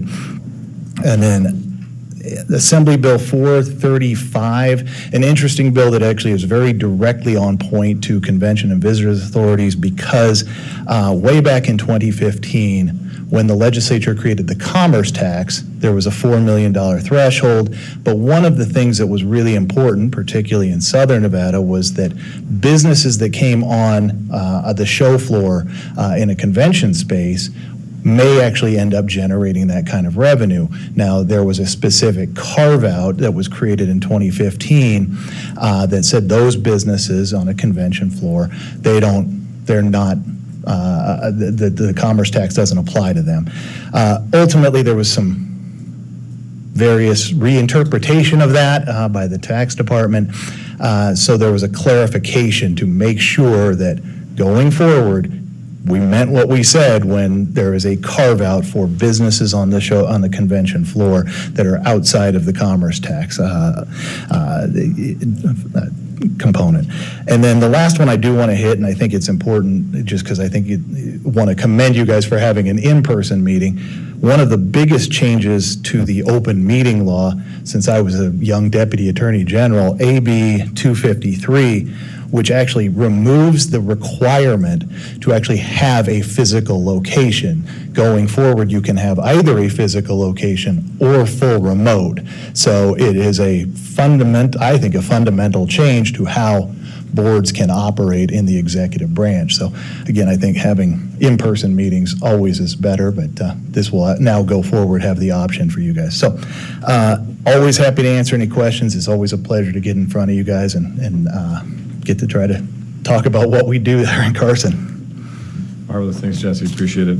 Any questions for Jesse in regards to legislative update or the session in general? All right. Seeing none. Jesse, always good. It's good seeing you. Thank you all. Thanks, buddy. All right.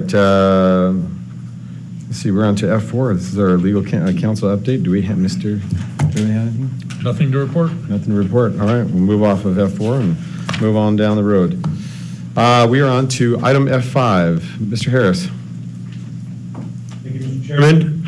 I'm not going to get up and do another great slide presentation with lots of video. What we're going to do is a one-page summary, really, which is an augment to what Mayor Sheevy had asked us to do before. If you recall, back in a previous meeting, we spent more than an hour talking about the recovery plan and what our goals were for the next 12 months. And we really talked a lot of detail of how we're going to continue that recovery plan and where we were headed with that. But because of the statute, we're required to put this forward in an annual plan, which is what I'm going to show to you, hopefully. There we go, Chris. So this is 5 different points, and I'm just going to talk top line on this. Certainly as part of this recovery year plan, there's 5 different components that we're going to address. One is certainly room night generation. Number 2 is destination awareness and access. 3 is organizational stability. 4, facility management. And 5, community engagement. We talked about that. And with that, there's certain areas that are associated with each component. And I guess I will get up so that it'll come over a little easier. Chris, there we go. So each one of these has different components. Part of these components, if you see the top right, there's a little diamond that talks about denoted in the CEO goals. It's in your packets, certainly. But there are parts here that roll up into the CEO goals and part that is just the overall components of that. And certainly each piece has its has different pieces of that, from the convention room nights, which has been approved, to different OTA programs, which the subcommittee had decided on. We talked about on the marketing side, specific measurables, whether it's web sessions, partner referrals. We'll talk about that when Mr. Murdoch presents those goals. But this is an overall view, what our initiatives are. And again, that rolls up into the new strategic plan, which we're working on this year. So this is really the bumper or the buffer year to get us back to full recovery. With that, I'll turn it back over to you, Mr. Chairman, and ask if there's any questions from the board. All right. Thank you, Mr. Harris. Any questions for Mr. Harris in regards to this? Mrs. Fraza. Yeah, Charles, just a couple, and I think these goals are fantastic. Just going through the initiatives, is this something that can be amended through the year? And the reason why I'm asking, for example, the facilities management, I know there's a agenda item that we haven't gotten into that I think is very important that pertains to that. And then secondly, the community engagement piece, interestingly enough, we heard from Dawn and Councilwoman Bybee, And there's another agenda item on here as it pertains to the Truckee River Improvement Project, which may be a good one for community since it runs through the heart of both Reno and Sparks. That may be the one we want to take on that goes to what we're hearing of a community engagement with the RSCBA. So can we add those initiatives? I mean, is this a working document, or are we stuck by state law if we adopt today what the specifics are as far as the initiatives? Yeah, we can, so today we're asking for board approval, and certainly we can revisit this over the course of this fiscal year and revise accordingly. Yeah, I would say it's a living document, and we will pivot as the board gives us feedback on that. Okay, great. Thank you. Any other questions or comments in regards to this? You know, and one of the things, Mr. Fraza, too, you know, obviously we were going to do massive updates to this with a strategic plan towards the end of the year. So in the next 6 months, I anticipate making, you know, massive changes to this, a complete overhaul, just being that this was part of that surcharge initiative when we originally had to do that 5 years ago. So that was part of that. Mr. Murdoch. Thanks, Mr. Chairman. As we augment this and we'll be able to augment our budget. Just want to bring the board's attention that if we're doing that, we're on a 60-day cycle now. Probably not good in COVID times. We should be having movement every month on things like that. Just FYI for the group, and especially with his annual plan and or the financial, the facilities and the monies. And as we've seen our returns as across all properties in Reno and taxation, that the coffers are full. We're making money right now. So anyway, FYI. No, and I couldn't agree more, Mr. Murdoch. I think that, as you pointed out, I think this board probably needs to meet more frequently, at least once a month now, back to that once-a-month schedule for the period of time to kind of reestablish what our footprint is and really what we want to be, and allow staff that ability. As Mr. Harris has pointed out, we've had quite a bit of new personnel that's come on board, and we want, as a board, a new energy to invite some new process and policy, and so I think it's important. So I will look into doing that. And we'll make sure that our board meetings are not as long. Yeah, then we can probably be, we could probably expedite the board meetings a little bit quick. Expedite the board meetings. Cramming it all in. That's right. Mr. Chair, if I can make one comment, and that was in the subcommittee we talked about, was taking a look at every 90 days, whether we need to augment the budget to see how we apply that for future goals. So just want to make sure that the entire board heard that. Perfect. All right. So this is an action item. We do need to approve the annual plan for submittal to the state. At this time, looking for a motion. I'd like to make a motion. Make a motion from Mr. Murdoch, second from Mr. Sturbins. Any further discussion on the item? Seeing none. Is there any public comment, ma'am? No public comment. Seeing no public comment. Thank you, Madam Clerk. Call for the vote. All those in favor signify by saying aye. Aye. All those opposed. Motion carries unanimously with all members voting. All right.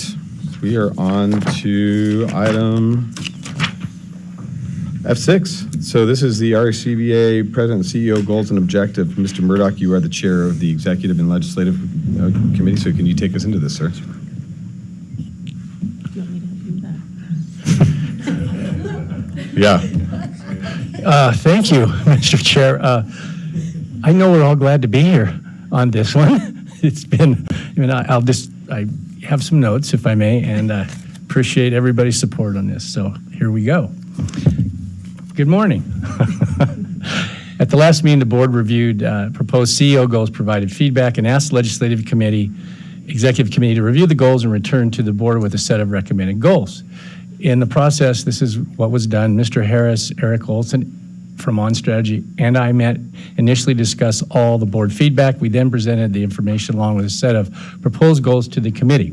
The committee spent a lot of time discussing each individual goal as well as proposed goals that the committee ultimately did not include in the set. The process was thoroughly done.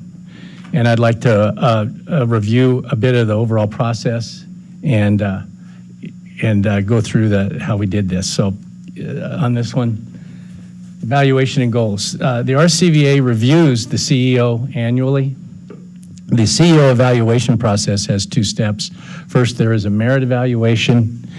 This is looking how well the CEO did his job in the overall general sense, and as part of the evaluation, an executive staff 360 survey is conducted and a board of directors survey is conducted. The CEO also does a self-evaluation.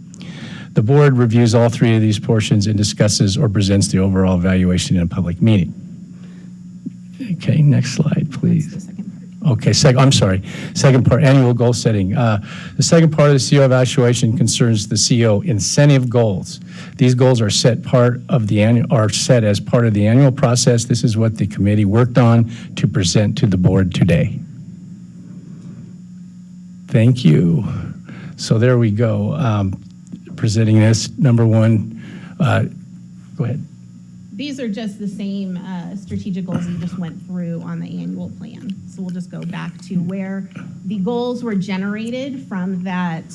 The goals were generated from that annual plan by the committee in working with on strategy. Okay. Which slide now? We're on. You are just staying with the slides. Right number here. 4. All right, here we go. The committee's goal was to set objectives. Given the RCVA's mission, the committee set the achievement goal of room nights as the heavily weighted goal at 25%. Also note, this goal is a 50,000 increase over year 2021. And then, okay. What's that now? What your notes are on each of the goals they should go through. Yeah. This is So there it is. The first one, CEO goals, the increase group room nights back to 70% of pre-pandemic levels. This, no brainer. This is, we all live off of taxation, and I know we're getting into the community side of it, but we still have to pay bills. And so that's why heads in beds. I'm sorry, I'm that advocate here. Heads in beds, butts in seats and airplanes. Jess will tell you nothing's changed in my song. Anyway, second part of the goal number one was produce, and Charles and I, we did talk about this. This was vetted very well, and I appreciate Charles' feedback, and we agreed. Produce 4 OTA FIT programs, opportunities presented to the hotels for the needs of our need period or need quarters. 4 programs, 10%. Okay. Goal number 2, we're on goal number 2, aren't we now? Yep. Goal number 2, build unique website sessions back to 2018, 2019 levels, total of 2.1, 10%. Goal number 2, increase web traffic referrals to partner sites back to 18 and 19. And partner sites, that's the whole community, the hotels, anybody that has a site that has related to tourism or local marketing. Grow social community size and followers. That was 10% at 260,000. Okay, any questions so far? Next one was goal number 3, achieve the board-approved FYI 21-22 budget, allowing for expense reductions and augmentation as needed. And again, that was why I brought up the going every 30 days, because you may have to move money fast in this changing world. Anyway, that's 15%, because that's a big budget that Charles oversees, and it's important that we stay on top of it, and he's well aware of that. And then goal number 4, facility management, achieve the approved facilities budget or better the FYI 21-22 augmentations. Budgeted number is a loss of 3.796. That's 15%. Any questions on that? Okay. Number 5, community engagement, earn and maintain destinations international accreditation for RCVA. That was 5%. And you understand, I think, we're growing as a city and our population's growing, and Donnie being here and the things we do, this just puts Reno up on another level. And we need to probably get a few badges hung on our mantle or ribbons, because we need to be a destination that people want to, like you say, want to be here. So then, again, develop a community-driven 3-year strategic plan based on the comprehensive destination assessment and national benchmark, 5%. And I think we checked it, because last time we did it, we were 105%, but I think we might have hit it at 100 this time. So with that being said, I hope somebody else wants to be chair next year. Okay, any questions? Any questions? Yeah, any questions for Mr. Murdoch or any of the members? Mr. Sturbins? Yeah, I have a quick question. Rick and the committee, thank you very much for doing this. I appreciate you guys going back and redoing. I know you spent a lot of time, so I think it's very well done. Just a quick question for clarification. Under the budget goal number 3, it says allowing for budget augmentations. That kind of sounds like a moving target. So is there a defined maximum there, or in terms of fairness for goal, him being able to hit the goal? Right. So I would just this is Molly Rezac for the record. I would just clarify that any augmentation to the budget would have to be approved by the board. So it would be approved by the board before it would be counted as an augmentation to fit for this goal. So you would review it before. But I guess what I'm saying is it can go up or it can go down. So Yes. I mean, it is somewhat of a moving. I mean, I think that's my point. Is it's somewhat of a moving target in terms of fairness. I think you want to make sure that he has a set target or a set floor that once they get there, anything over that, if the budget is increased based on increased demand or whatever it may be, that it's still fairness to Charles for his annual. And then the second question I had, I'm assuming then the first budget that goal that matches the sales goal. Yep. Thank you. Ms. Keel. Oh, there he goes. Again, thank you to the committee for all your hard work on this. Wanted to just make a comment on the nights. Obviously, Rick, as you mentioned, heads and beds, super important. Group nights, obviously, extremely important to our city, but I just would echo that, or just not echo, but I would put out there that room nights in general, and not necessarily only group room nights, is extremely important to our destination. We want people here one way or another, as long as they're paying the appropriate room rate. And all of the marketing, and Charles, with your background in marketing, destination marketing, that goes to visitation to our city overall. And I don't really see anything in here specifically on room nights in general. It's only on group room nights. We do have things on the website and other metrics there. And I know that Phil used to have a visitation goal, but I think there was an issue with how to measure that visitation goal, so that got a little dicey. But I would just throw out there for future consideration, maybe room nights in general, and not only group room nights should be a goal for our CEO. Thank you. Mr. Murdoch. Thank you, Mr. Chair. Hey, Shannon, just to address some of that too. We kind of battered it around that we couldn't find a metrics to measure the overall. So what we tried to compromise and come up with was, if you look at goal number 1, produce 4 OTA or FIT. FIT, I know for the board knows, is a free and independent traveler. So that kind of covers it a little bit, that there is a tourism base in there. And if he's, like I said, Charles will be looking at the quarters and our need periods, and that will drive visitation other than conventions, other than corporate. It would be directed at the Expedias or our own websites or our own, any advertising he does, we can augment together as a community. So there is a little piece in there, and I hope that gives you somewhat of a comfort, but we were trying to find a metric that worked. Well, and the other part of the discussion, Ms. Keeler, we had discussed at the committee level was that these goals really are for only just the next 12 months, to kind of get Charles off to next July and through into the next fiscal year, and that we were going to have that strategic plan, that we were going to be able to come back and really work. And part of that strategic plan was really to dive into and set those further goals for ongoing years through that strategic plan. So being that was that loss of metric and not having that calculation, we felt that the OTA FIT program would probably be the best fit for the next 12 months at least. Mr. Chapman. Thank you. And again, thanks to the committee as well. I think on that same point, I think it's hard to track specific work done on destination visitation by the DMO. That's a difficult task because there's a lot of partners that play in that game. So I think there are ways of getting there, and I think it's a great conversation to have. But total destination visitation is a very hard one for a DMO to say, yeah, we did that, or yeah, we didn't do that, because there's a lot of investment and a lot of opportunities. for people that are already doing that for the community. So just on that piece. A couple quick questions on the OTA. It designates a need period or need quarter. Have those been identified? I'm assuming that they are. Thank you.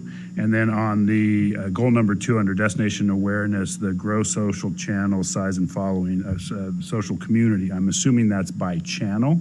And did the committee kind of look at the individual channels and look at the growth by channel, or is it just total systematic-wide growth? Yeah, so it's, to your point, Andy, it's total system-wide growth to build that community that we can talk on a one-to-one basis. So we didn't pick off TikTok versus Instagram versus anything else. It's building that overall online community that we could then target our messages to.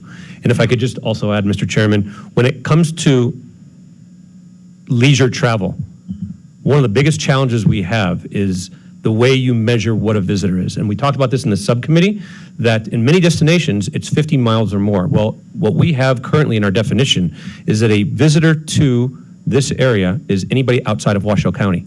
And if you go to the furthest northern part of this county, it's 350 miles. Certainly, we would consider them a visitor, but under the current statute, it's not. So what we did is we settled on the OTAs during a need period, which we continually canvass the hotels to understand which quarters are those need periods, and then the marketing folks then push up our spend around that within those quarters to help augment to make sure that we're filled up. So it's taking those special programs during those need periods to get that conversion.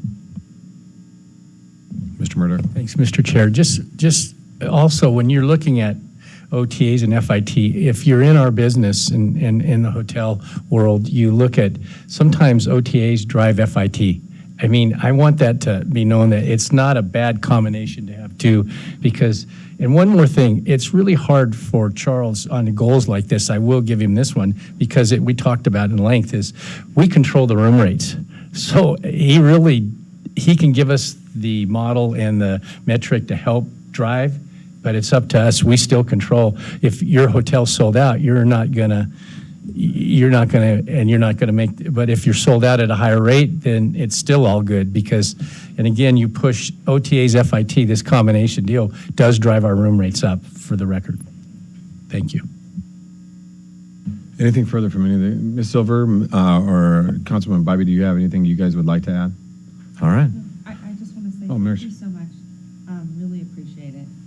I think this is so much more well-rounded, and really, I think what the entire board was looking for. So great job. Really appreciate your time. Good job.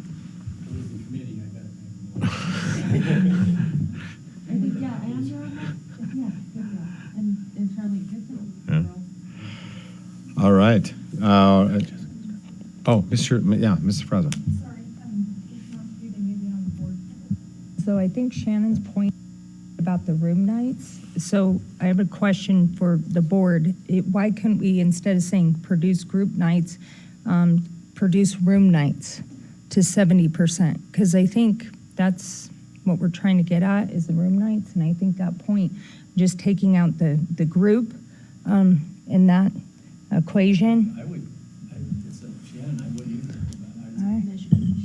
Well, I mean, I think you know my opinion that it should be total, but I was not in the committee that worked tirelessly on that. I'm sure there was a lot of back and forth, so I don't want to be the person that says you have to do it my way. I'm sure you guys talked about this, but yeah, I think it should be total room nights. We did, and Jessica, just for the record, I would love to take credit for 500,000 room nights, but the problem is, on a leisure side, the measurable component is nearly impossible, because that last click of the booking, you cannot have attrition to a specific program in most cases. So the best way to measure that is through the sales efforts when it comes to meetings and conventions, where they can say, we're specifically responsible for bringing group X that has X amount of room nights. I cannot figure out if somebody from San Francisco came here for a weekend, if they saw her advertising or not, and if that directly resulted in a booking or not. That's the challenge that we have on the leisure side of that.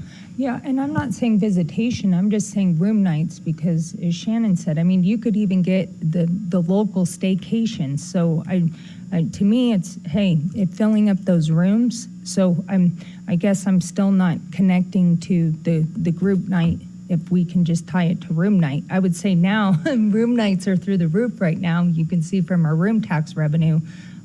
So I just personally think it should be based on room nights, on that one. And then the second one, goal 3, I actually agree with Board Member Sturbins. We have to have an adopted budget by state law. So I think that it's to put this, and especially if we come back with this moving document and the board wants to move funding around for different special events or different things we're doing, it seems to me that that's a disservice to the CEO of, hey, we have to have an adopted budget by state law. So I think that's unfair to put that, goal number 3. I like the organization sustainability. I think culture, employee culture of the organization should be in there. This organization in the past has had its challenges with that, Charles, and I think you can help steer the ship in that. And so that was, and I think, good work to the committee, but that's the only other thing I'll say is the culture aspect of an organization. I think that budget piece is problematic and not fair to the CEO, especially if we're moving things around for funding. We have to have an adopted budget by state law, so. And Mr. Fraser, you're absolutely right. We do have to have that adopted budget. The only reason we put that in there for the next 12 months is because of some of this additional funding that we're seeing from the federal government that we may be getting in revenue. So that will adequately change the budget tremendously, so that when we augment that, and to Ms. Rezak's point, all of those augmentations will have to come to the board for approval prior to those augmentations. So it would be put into the final number for him, and he would have great understanding. He would participate in those discussions for those budget augmentations. So, it's at the board's discretion to make those changes if you so see fit, but realistically, the board does still have control of that, and Right. Mr. Harris would be at the kind of forefront of those discussions for any board augmentation or budget augmentations prior to coming to the board anyways. And to that point, Mr. Chair, to that point, is that by law, can we do these? Can we augment the budget by state law? That's what I'm asking. Yes. But it has to come to us, so that's what I'm saying. asking. It's Okay. just a weird goal, because you have to have a balanced budget, so you're getting bonused on a balanced budget, which you have to have a balanced budget through state statute. So I'm just saying, I think, I'd like to see much more on culture, and I think you're already starting that, as part of this goal. And I know that I'm the newbie here, and I'm sorry, I didn't mean to crash the party. I think Board Member Sturbins brings up a good point. Perfect. Mr. Chapman, you had a question? Sure. Okay, Ms. Silver. I'd like to comment to Ms. Ferraza, who I welcome to the board. Thank you. The committee spent an inordinate amount of time talking about culture and what that means, and employee morale, and all the terms that have been thrown around for a significant period of time. And we feel very strongly that that is the purview of the CEO. I mean, we will measure his effectiveness in part by the stability of the organization. We saw a slide about new members joining. There's been some turnover. But I have a 17-member board that do not get into the weeds about how my employees are feeling. They count on me to run an effective organization, and if I have turnover, I explain why that is. So the committee, I think, unanimously rejected any notion of holding Mr. Harris accountable for something as difficult to measure as employee culture or employee morale. It speaks for itself in terms of productivity and in terms of the results. Thank you. Thank you, Ms. Silver. Yeah, and I guess we Yes, just Ms. had that as at the airport as one of the big initiatives in the bonus and review. Actually, culture was a big portion of that, so it's certainly not micromanaging. Don't do that over there, but I just feel that it's not an unreasonable, the culture of an organization, and I think the positivity that the CEO's bringing to light, again, under that goal, and I'll say my piece and be done. Thank you, Mr. Fraza. Mr. Chapman. I'm just going to, go back to the total destination visitation versus group. Charles and his team has control over group gain, and group room nights, he doesn't have that same connection to total visitation, similar to how he wouldn't have over total room revenue collection within Washoe County. So I think that's a hard one to do. I appreciate that certainly that's something we want to continue to do, is build the awareness and build the visitation into the destination. But this team doesn't have complete control or obligation over that, because everyone else around this table that's operating a casino or a property or the chamber, whatever it might be, is involved in that as well. So I think there's ways to build on that, but I think you have to make the goal very specific to what this organization has control over. And we don't have control over total visitation to the destination. Agreed, and I think interesting enough, if you ask any of the property operators here that are hitting at this table today, they have seen occupancy rates over the last, since we reopened through the pandemic without convention business, that maintained quite high levels and both in Las Vegas and here in Washoe County. And so it's tough to say that it's all room nights, because then we would bonus him on room nights when there was no work being done. So I think there is an offset there to total room nights, that when we want to make sure that if we're going to provide him a bonus and have that a measurable goal, that it was basically directly something that was impactful by our CBA and not by an organic drive to the community. So that was one of the decisions. Mr. Murdoch. Thank you. Just addressing the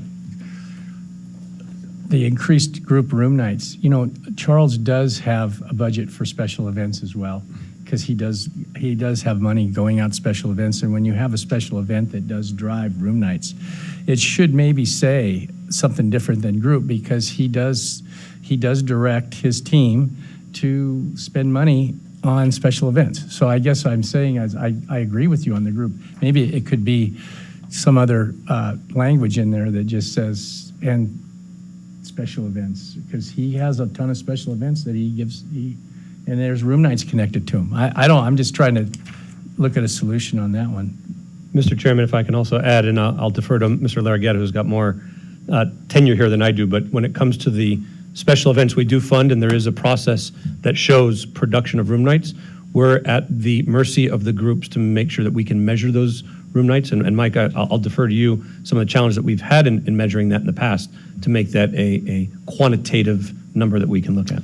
Yeah, good morning, Mike Larragueta for the record. To Charles' point, yes, I mean, the group segment has always been a part of the CEO Go since I've been here. It's very measurable, it's very black and white. Of course, there are external factors that contribute or hinder or drive less or more of that business. That's just the nature of the business as a whole. As it relates to the events side, the challenge that we've had in the past with that is that we don't always get the pickup from those groups. There's a lot of events in this city that, Hot August Nights, a great example, the Reno Rodeo, great example. We make estimates as to what those group nights are when those events consume, but in terms, because they're not tracked by room blocks. There's not contracted room blocks within the hotel that allows us to measure those events, so it makes it very challenging. Okay, Mr. Sturbins. So just to clarify a couple points, I think, conceptually being able to measure total room nights is obviously the perfect goal. However, as everyone's already spoken to, it's the RCV does not have control over the rates, but they do have control over what groups they're able to sell.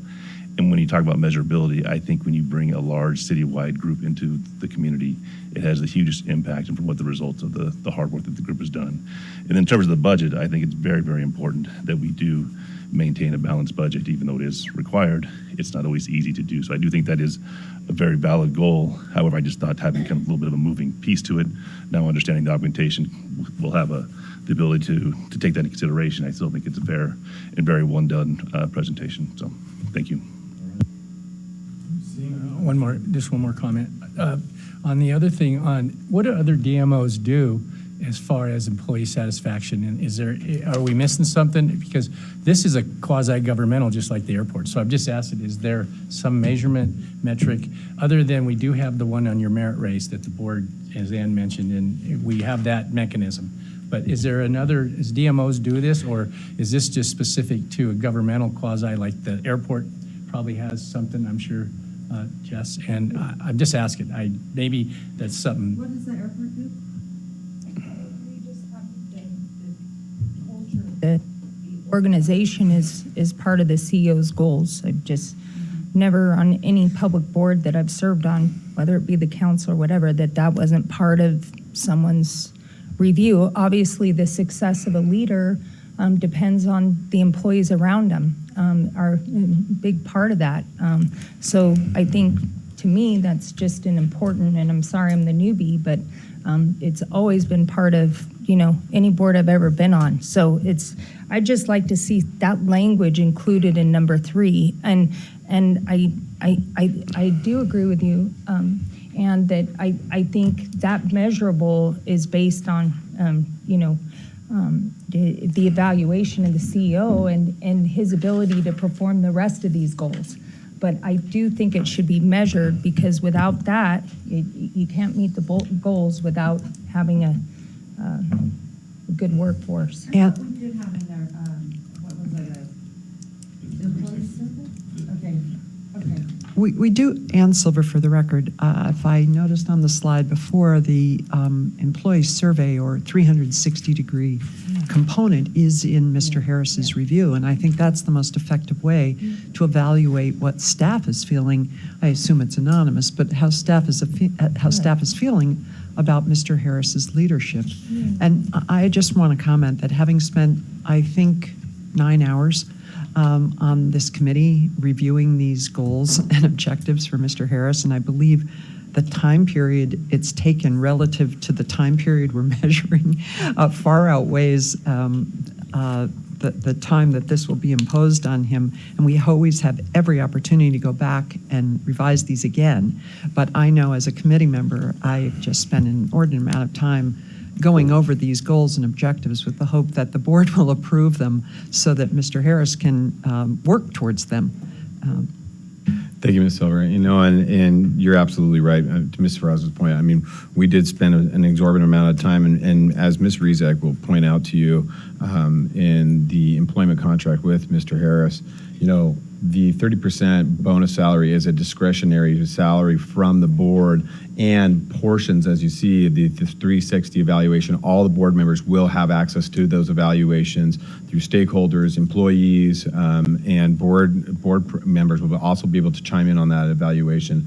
So you'll have that as portion of the data, but we just didn't want to include it into the specific data. What we were trying to set for the goals was the actual data measurables, and so keeping the discretionary and the data separate, but allowing the board at the time of the review to have both of those data to make those decisions. And once again, when we decide on that bonus, it's not a predetermined, if he just hits it, he gets it. There's portions of it, I should say that. Sorry, stop me. There's a portion that he does, if he hits it, he gets it, but there is the discretionary addition, and that comes from, obviously, the evaluation process and all the different things that we would be evaluating at that time as well. So does that answer enough questions for everybody? Now, Ms. Rizak and Mr. Kennedy, based upon the discussion here today, we can approve the draft as is or come back and augment this, but I feel as long as everybody's questions have been answered today by the committee, and as Mr. Murdoch and the committee and Ms. Bybee and Ms. Silver and I have put in an exorbitant amount of time, and I don't want to take another phone call from him about this committee, but I think that we really have worked on this quite extensively, and I think it will be addressed for the 12, to Mrs. Silver's point, the 12 months that we are going to look at. And if this board sees fit, we can make those adjustments through the strategic plan process that Erica and her team from Ms. Olson from On Strategy will be part of. So there's a lot of opportunity for us to make these changes as we see fit, and as the new board members become more acquainted with staff and what we're doing here and in the new initiatives. So, Mr. Murdoch. Mr. Chair. Yes. Sorry, Ms. Bybee. I'm so sorry. It's I know, really down here and difficult. you Can can't we get see a me. round table, because I can't see anybody. Well, also, their backs Yeah. to the audience. Yeah. So maybe not. We got to change the configuration. Okay. Anyways, Ms. Mr. Chair, as a member of this subcommittee who has spent an exorbitant time, which has already been. I won't reiterate that. This is a good foundation. This is a starting point. We came back because we did get some input at our last meeting of what you were all still lacking or wanted to see from us. And I feel like we've addressed this foundation of what we're working with and working with Molly. So legally, we're all good to go. Giving for 1 year. And it is, I mean, this is fluid. And we have to remember too, we're working a year. This is our recovery year. So hence the strategic plan, which makes sense to be happening as we move into the fall and the next year.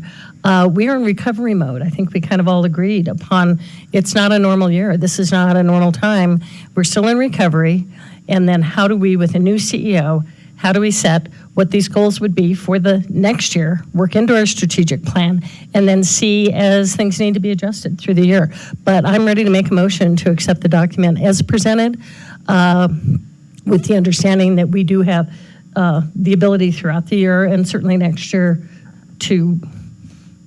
And I just want to clarify, in fairness, this is a contractual obligation that we set as a board, we set his goals for the fiscal year. In fairness to an employee and everybody who has been an employee who has had goals set for them for a year that they are trying to attain, you want to let your employee know these are the goals you need to meet so that he has adequate time to be able to do so. So while I do think you will be going through that strategic process and those things may change, absolutely, but after you go through that strategic process, you're going to roll right into the next fiscal year planning for new fiscal year goals. And so that is when you will be looking at a brand new set of these and you can change those. And that's where I think the fluid process, because it'll be for a new fiscal year. But I don't want anybody to be confused that this set should be changed midstream, because that would not be fair to the CEO at that point. Thank you, Ms. Rees. I appreciate that. And then can I just comment to that? And I would agree 100%. We did a lot of work on this. We've been back and forth twice to this board. I feel it's a good foundation, and it's for the upcoming year, and then we see a year from now where we are. And I would agree entirely with you for the board, but in fairness to the CEO, he knows what those goals are, and let's see where we are in a year. And strategic planning might adjust things a year from now, but I'm ready to make a motion to approve it as submitted for the upcoming year. Perfect. Second. So I have a motion from Mrs. Bybee and a second from Mr. Chapman. Further discussion, Ms. Safraza. And thank you for the clarification. I think it's two different things because it's actually included in his merit pay increase. So thank you, Commissioner Lucy, for pointing that out. And I think it is part of his review and goals. So, and I agree, I wasn't here. You guys spent a lot of work, so I'm going to support it, and we'll go on. Thank you, Ms. Fraza. All right, so I have a motion and a second on the floor. And seeing no further discussion from any of the board members, I'll call for the vote. All those in favor signify by saying aye, please. Aye. All those opposed? Motion carries unanimously. Thank you, Mr. Murdoch, Ms. Silver, Ms. Bybee, for all the work you've done. That was fantastic, and I think we really nailed it down. All right.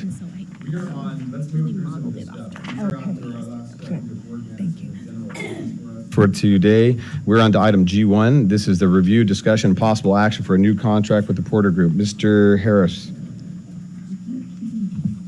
Actually, this is an item that the mayor brought before. What I will say to introduce this is the Porter Group has been on retainer in the past and has helped us navigate through their efforts. The retainer for their services is above and beyond what the approval of what the CEO can do. So the proposal to bring the Porter Group in to help us with the navigation for funding is on the table for $60,000, and I'll defer to the mayor for helping to move this forward. Sorry. I guess you did reach out to him. You guys had some good discussion. And so I'd like to know kind of what you think. So I think that the Porter Group has an expertise in specific areas, and what I would absolutely like to engage them in is their expertise in helping to secure funding, specifically around infrastructure and transportation. Now, I know, and I want for the record, Courtney Jager spent a lot of time going through the funding possibilities, and I don't know if she has dents in her head, but she's hit herself up against the wall trying to figure out how we secure that funding, which we do not have as of today. Now, some of that funding and those decisions have not been made, but I think tapping into the Porter Group to help us navigate that would be a very positive move. Okay, good. And I would just ask Commissioner Lucy, you've worked very closely with the Porter Group. yes. I haven't, but I know the landscape of how these things can be incredibly difficult. And Yes. so I know that he was a big part of this legislation. Absolutely. So I thought it would be very advantageous for us to do that. But again, I haven't worked with him. I think you have more experience. So far, what I know of them, they've got a great reputation. They get some. They do, and thank you, Madam Mayor. I do appreciate that. You know, I have had the pleasure of working with the Porter Group for the tenure that I've been in office and spending time with them in D.C. They do represent a number of agencies, not only the RTC, the RTAA, they Washoe County, they represent Story County, they represent INCHI. They have a number of companies and organizations throughout the region, so are well versed not only with Northern Nevada, but Mr. John Porter, Honorable John Porter, was a congressman for the state of Nevada, representing the southern districts, and so he's got wonderful relationships with Congresswoman Titus, and Congressman Amadei, and both of our U.S. senators, and so they very influential people when we talk about infrastructure needs in some, as I mentioned earlier, the omnibus bill that's being fast-tracked by our senators today, and some of the number of things. And realistically, when we talk about some of this recovery funding that will be available to DMOs and CVBs coming forward, not only our organizations, but organizations such as RASC and RTAA and RTC to address some of this infrastructure needs that we'll see through different channels that we're going to need to address in ongoing years to increase our tourism to the community. That's going to be where we're going to definitely need to engage somebody from the federal side of things to work with our state and local and our federal delegates to make sure that we get that funding. And I know as of today, I was speaking with Mr. Ferrazza this morning. There were some of you may know and saw the advisory come up from the Airport Authority in regards to a potential fuel shortage starting as of Friday.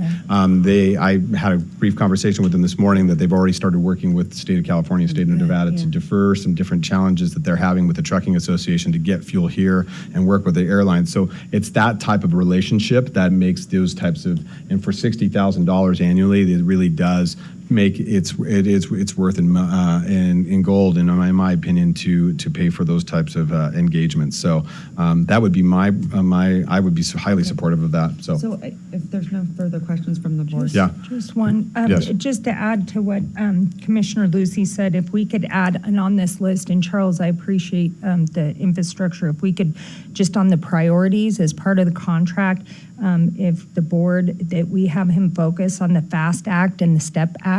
Those are the two authorizations that's specific to us for DMOs.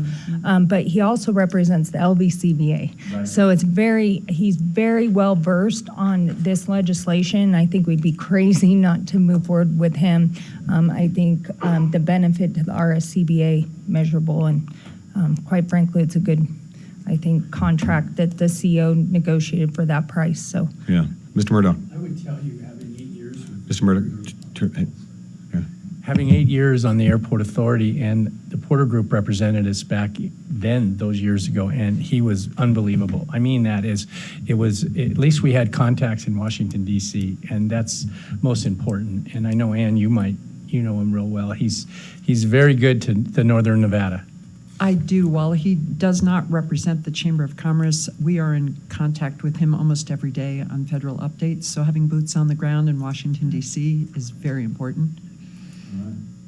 So it sounds like we've got a roundtable support. So at this time, I'm looking for a motion for. I'd like to make the motion. Motion from Madam Mayor, second from Mr. Murdoch. Seeing no further discussion, I'll call for the vote. All those in favor signify by saying aye. Aye. All those opposed, motion carries unanimously. We are on to item G2. This is the Truckee River Improvement Project. Mayor Sheevy, this is your topic. All right, thank you very much. Well, we've been talking about community and how do we pull them in. I think this is a tremendous way to be able to do that. The Truckee River, it connects all of us. Sparks County, Reno, and then some. And so now more than ever, and I would say, that river is a place that is incredibly special.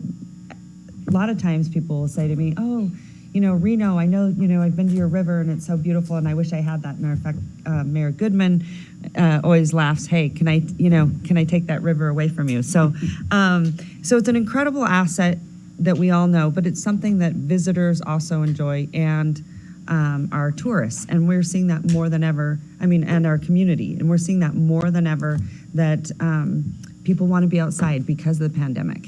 Not to mention, it is our drinking water. We have been working really hard over that at the flood project. You know this, it's been a big, it's sort of, all of us have now finally, started to work together and getting our river cleaned up. It's got to be sustainable, but we are having challenges along it. And we've had to make sure that, that we've had to make sure people are getting into appropriate housing so that it doesn't become a place where, we've had actually, into my office, we get a lot of complaints that visitors and the community cannot go down to the river. And I think it's a massive tourist attraction, especially if you, how many of you have fished along the river? It's a big deal. So I think it's a really important initiative, and it also is sort of that crown jewel, and we should all be taking part in it, this whole entire community. And now more than ever, everyone is. Like I said, the flood project, you guys are doing your, what do you call it, your hopes team? Yeah, your hope team. But the biggest thing is we all have to work together, because otherwise what happens is Sparks pushes it into Reno, Reno pushes it into Sparks, and we go back and forth and back and forth. And Shannon, we've had a lot of conversations about this, and especially, the challenges that you have had there.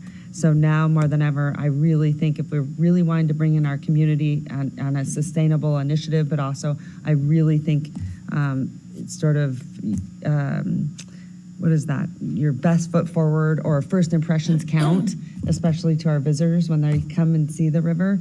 I think it's a really important initiative. So I would hope that the board would see value in why it is. I have a question. Sorry, didn't mean to yell. So I'm trying.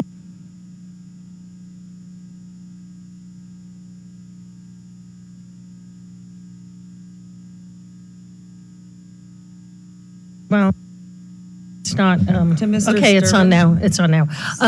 So I guess I'm looking for some clarity, because there is the One Truckee River project, which has been going on for about 4 or 5 years, that has a tremendous expanse of partners across all 3 jurisdictions that have been working on various aspects of One Truckee River, the cleanliness, the safety, the homeless situation. So One Truckee River has been around, and I think all of us are in some way or the other involved in the One Truckee River. So is it us as RCVA becoming a part of that as we look at solutions for the river? I know you mentioned the HOPE team, and for the city of Sparks, for those of you who aren't familiar, the HOPE team is our new policing that is 2 officers and a sergeant, and they basically, they one-on-one, they go down and they, by name, meet homeless people on the river and in our parks,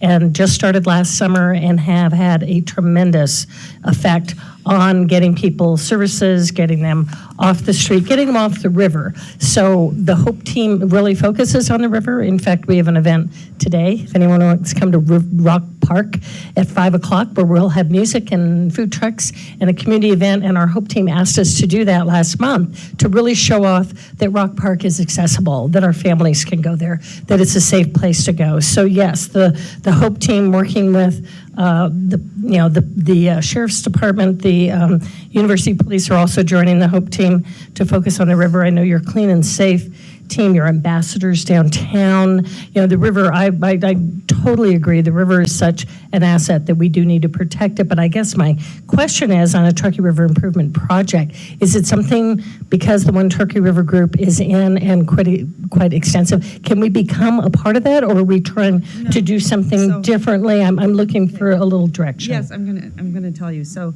one of the things we've been talking about, and this is something that I have been working on for years, and we're finally, everyone's getting on the same page with Tumwa and the Flood Authority. Bob and I have had a lot of conversation about this, but through the mayors and managers meeting, we've been talking about putting river rangers in, and I think it's really important to have them 24/7, so we have oversight so that people are not living along the river. It's also incredibly dangerous to have people living along the river. But all of us have to do it together, and I think the RCVA has never been at the table, and I would say never been at the table for the river initiatives where everyone is coming together. And I think the river is very tourist-centric, very. I don't hardly know anyone that comes here that hasn't walked over to it. People are attracted to water, right? So, but anyway, so they're 24/7 river rangers, and I think we were looking at bringing on 6. And part of our some of our partners or Tumwa, the Flood Authority, I think we should be one of them. I think we all need to do it together. And so I would like, comment or feedback from the board and engage how much they want to be involved. I think this is super, super important now more than ever. And I think to Mr. Welsh's point, like community is so critical. And I love, that you brought up some really good points, Mr. Welsh, and I want to say, I'd love to know what the community thinks of the RSCVA. I bet we should take some sort of survey because I bet you they don't know what we do. I think they think that all it is are casino owners that sit on a board, and I think they have a very slanted view of what we do. And it would be nice for us to really get out in the community and show that we do some really good work here. Thank you, Madam Mayor. Mr. Sturbins, I had you send in next. Do you have a question? Okay. All right. I'm sorry, Mr. Murdoch. You guys, we funded some ambassadors downtown, which is, lion's share of the homeless was downtown, and it's been wonderful. And again, Charles, you wanted to participate as an organization, and those ambassadors make a difference. It's really helped, especially I can speak to the women's 18,000 women that were in, we had all those bowlers in town, and it was very good for all of us. Thank God we had the ambassadors because they helped a lot. I'm thinking that this is right in our bailiwick. If we're going to be partners with the local and the community, how better than the River Rangers? I think it's well deserved. I think we need to do it. It means that we're involved in the community, and people want to go to the river. They want to use the river. I'm a biker. I can't bike on the river until we get it figured out, and you guys know why. And so this is just part of the process to clean up our river, take it back, and it's part of the tourism fundamental. Thank you, Mr. Murdoch. Mr. Harris. Just a point of clarification for the board, and Rick, thank you. I think one of the things that I did when I first got here is to fulfill that contract that we had with the ambassadors to make sure that we participate in the community and did that, and I'm proud that we were able to do that. And just a follow-up point for the mayor, when it comes to that survey, that's what that Destination Next survey is, to find out what people do think, so we can baseline it and then move that needle to improve. And part of that is doing things for the community. With regards to this, I defer to the board what the board wants to do, but certainly community is important for what we're trying to achieve. Yeah. And the river connects all of us, right? And I think it can be a way that we can actually have a visitor experience with your river rangers. People are asking for, where do I go to dinner? Or where is this? Their directions, or I need help. I think it could be a really good touch point for community and visitors. And just to, the mayor brings up a very salient point, is that, the river is the connectivity for all of us, not only just for Reno Sparks and Washoe County, but it really does bring Tahoe to us, right? And when you think about it, but today, the way we were agendized, there isn't a current ask specifically. All this is just direction from the board to have staff going forward and look for what a proposal may look like and what an engagement may look like. This is not a spend today. This will be brought back for future discussion. But I know the mayor wanted to bring this forward to have a discussion with you and provide some input and get input from the board in regards to how we would engage the Truckee River project if we were to do that. So that is really how we're stylized today. Other than that, so this is more of just a possible action to give to direct staff if that is the thing of the board. Ms. Bybee. And I totally support, Mayor, what you're saying. I mean, I couldn't agree more with the river being so important to the community, to the locals, to our tourists. Are the River Rangers, I guess my question would be, would the River Rangers be different than your ambassadors because they would be strictly on the river and they're not, is your Safe and Clean team on the river or no? I'm looking at, if Right, we but have now Hope at one end and then River Ranger, how that coordinates, how River Rangers would coordinate with what's already there or work No, together. so they would all sort of come together. They'll still have to, do probably clean and safe, because you don't want your river rangers doing certain things. Okay. It's very different. But in the mayors and managers meeting, which, is the county Sparks, it's Ed and Bob and myself. So that's what we're talking about doing, is doing it much, more cohesively as one, as a partnership together. So we're, like I said, because if we don't, then you'll just keep pushing them to us. Yeah. We'll just keep pushing them to you. And so that is the overall goal. But now we're starting to see other entities saying, hey, we want to help you, in this endeavor. I've been trying to get the Flood Authority to do it for 3 years now. And I've been saying the river is going to become a problem. The river is going to become a problem. And there's been now about 1,000 people that are living along the river. And I get comments all the time that people won't take their children down there anymore. And, so we've got to, if we really want to put our best foot forward, like I said, first impressions count. I think that we all have to do it together. And I think now more than ever, it also shows, sustainability initiatives. And those are really important in cities now more than ever. I mean, look at climate change is a real thing. I don't care if people believe me or not, but it's a real thing. And look at what's happening. We're seeing all these wildfires and all these things. So we've got to be, again, I think that's also what makes, and I bet Mr. Welsh would agree with this, is, really making the RSCVA stand out is, I don't know, and I would ask you, Mr. Welsh, how many of these boards are talking about climate initiatives and climate tourism? People are starting to pay attention. They want to visit destinations. I know, Christina, you know this, with, environmental concerns. We certainly see this with Patagonia, right?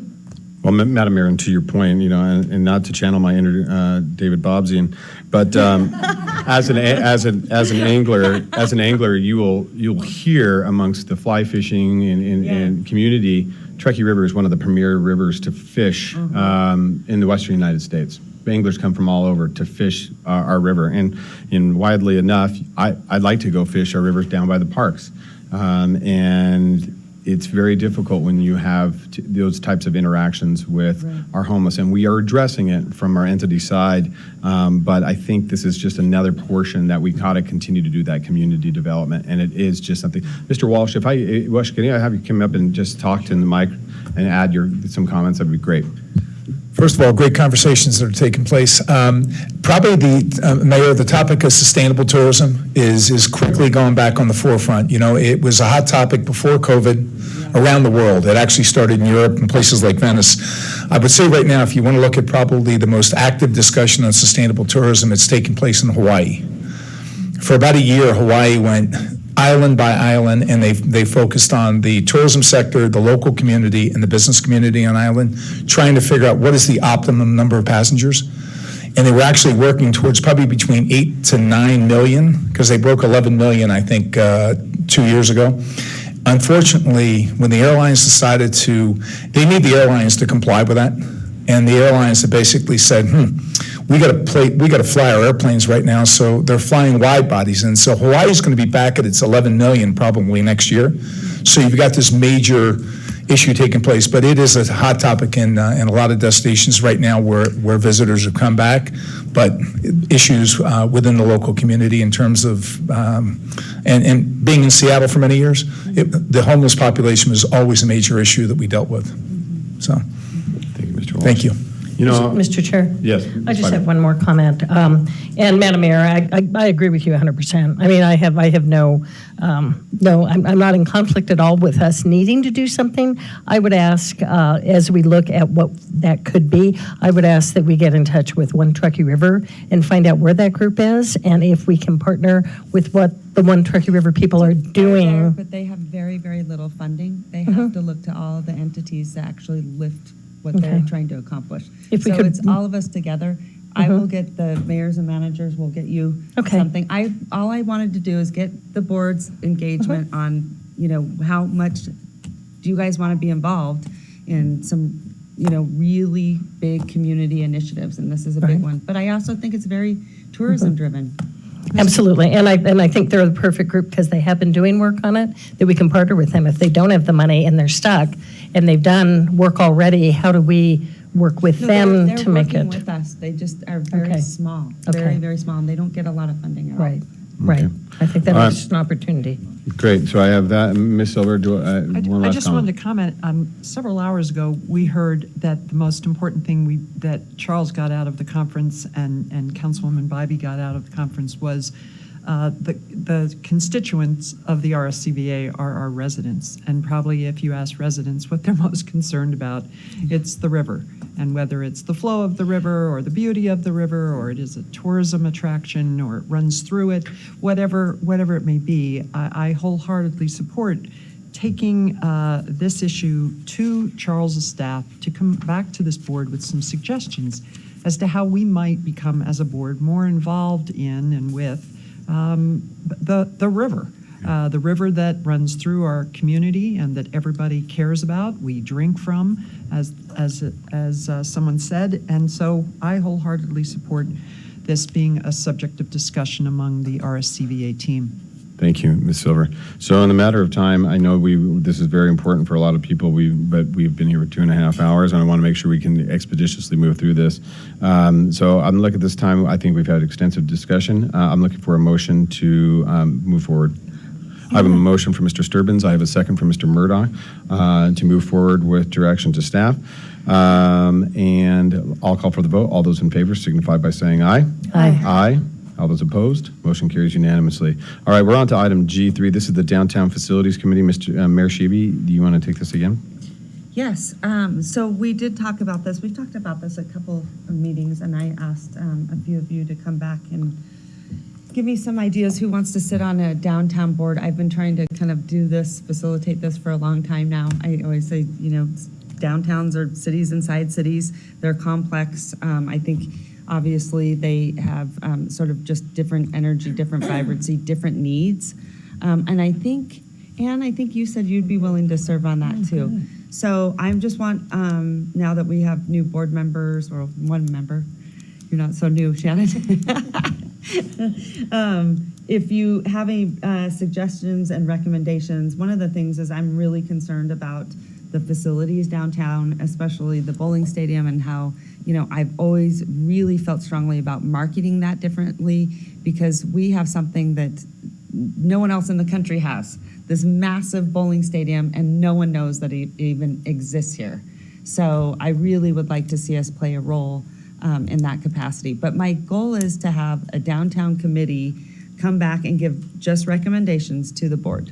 So I want to make that clear. It's just recommendations to the board, and I think it would be helpful to the stakeholders that are already down there that kind of know the landscape.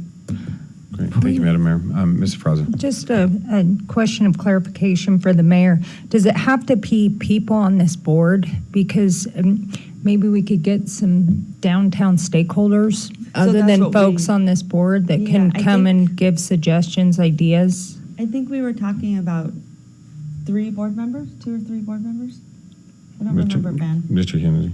Right, so I believe it was at our last meeting, the board took action to form this downtown facilities committee, and the discussion at that point would be that it would have 2 or 3 board members and then community stakeholders in the downtown area.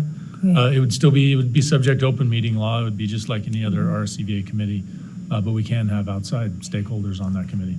And I think, Anne, that's wonderful being representative of the chamber too on that board, so. All right.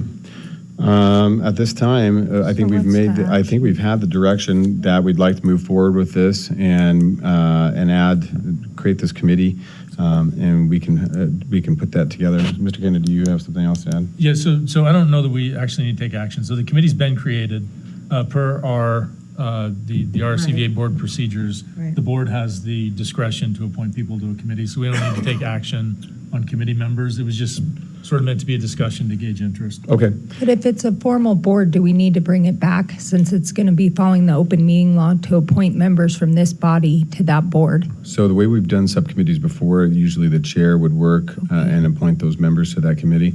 What I would do, though, is that we usually appoint members for this board, but the outside stakeholders that would be something that we have not done. We'd probably have to go out and procure that and send out some sort of an interest to see who would want to serve and what that would look like and what those time commitments would be.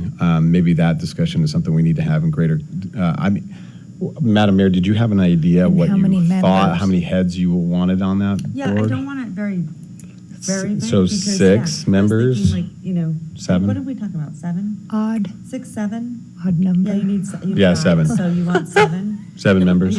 7 members on the And, you know, not a lot of time, but I think everyone on this board knows a lot of people in Yeah. this community. And so I would just say, if you guys Yeah. could ask people that you know that you might be willing to serve. I mean, I know obviously a lot of people from downtown, but to give those names to you, and then you can go and Yeah. decide from there. Perfect. So let's do this. I will take a motion. What I would do is I would make the motion that the committee will be constructed of 7 members, 3 board members, and 4 outside members. And that would be selected by the chair and approved by this board at some later date. So that would make that motion. Second. I have a second on that motion. Any further discussion? Seeing none, I will call for the vote. All those in favor signify by saying aye. Aye. Aye. All those opposed, motion carries unanimously. All right, we're on to item G4. Mr. Harris or Mr. Murdoch, do you want to, Mr. Harris, do you want to? It's actually Mr. Murdoch. Mr. Murdoch, do you want to take us into this? Thank you, Mr. Chair. I know we're time sensitive, and I might have Mr. Larraguetta address some of this too with me, but what I was thinking, you've already got a fund. I think, if I'm not mistaken, we have a special event fund now. It's at $500,000, I think. All I was saying is for the RCVA to have their own fund to develop their own hunting and fishing convention, sand volleyball tournaments. You might even want to develop your own bowling tournament for locals, RSCVA, using the facility downtown and doing a national tournament with Caesars Say. I think we need some kind of a development fund. We've seen conventions come and go like SCI, and they leave here because obviously, the air service comes up and all the points, but if you literally as a destination own that convention, you get somebody to start it up for you, but you have your ties into ownership. You own your own hunting and fishing convention in January, and it develops, takes 3 years, just like Hot August Nights was 10 cars, and it exploded. So I think right now we're on the cutting edge of what's got to be new in not only conventions, but special events, to seed new special events because even the ones we have are successful, but they're tired. Yeah. And we've got to be talking to new people, the millennials. Esports, there should be a fund for esports because you can play esports anywhere. You can play it downtown, you can play it out here, you can play it in Sparks. Move to approve. I don't know what the number should be, but I would really think and I'll let Mr. Larraguetta explain some other things. I'm missing some things too. Mr. Larraguetta. There we go. Charles, isn't there 500? Too many hot mics. For the record, Mike Larraguetta. So, Mr. Murdoch and I have had this conversation at nauseam since I think I worked for you 30 years ago. But no, it's definitely something that I think is relevant. I think there's definitely opportunity there. I think at the end of the day, what it really comes down to is resources, which particularly relates to funding and staffing, and being able to dedicate those resources to this specific objective. I think this is part of a bigger conversation, and Charles and I have had this conversation numerous times as it relates to our budget and augmenting the budget. From my perspective, I look at how we are performing, how we have performed, and how we continue to perform versus other DMOs and CVBs, and I feel that we truly have a competitive advantage. We should be looking at, I think we should have been looking at augmenting the budget last board meeting, and we're still sitting here in July, and I know the Finance Committee has looked at meeting every 90 days. In my opinion, I think that's too long. I think we should be augmenting as soon as possible. We've had 4 record months of tax returns, and I think that's setting a trend, and we're probably going to continue that through the rest of the summer. I think that, I look at it from a simplistic gambler perspective. A smart gambler increases their bet when they're winning, not when they're losing. We are in such a competitive advantage versus other DMOs and CVBs. We should be doing pedal to the metal and moving forward and taking advantage of the opportunities to buy business, the opportunities to travel more, the opportunities to do more sites, the opportunities to look at an event fund. I can tell you another concern from my standpoint and my staff standpoint is we look at our budget that we have now and what is happening with airfares, rental cars. I just approved 3 airfares yesterday for the middle of August for a very attractive piece of business, $950 per person round trip. A rental car is going to cost us $600 to $800 for 3 days. And it's just, those expenses are not, the travel industry right now is playing catch up.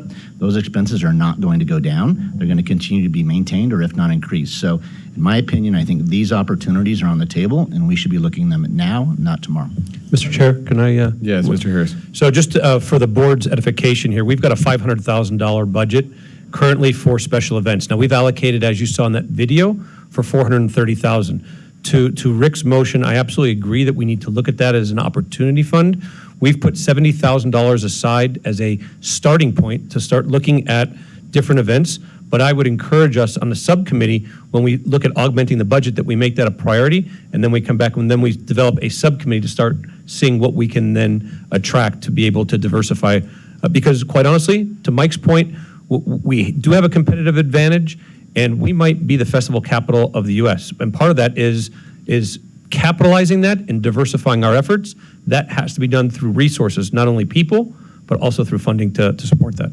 Mr. Harris, one other, Mr. Murdoch, hold on a second.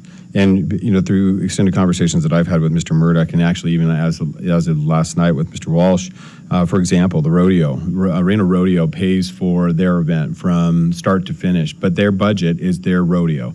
However, if you go to Houston's rodeo or any of the rodeos, larger rodeos, they have, or NFR, let's talk about NFR in Las Vegas. NFR has events on both ends, music events, different things like that, that a seed fund from an RSCVA standpoint could help allocate and bring individuals in that you may not see for a rodeo. David Weiss, Yale was here.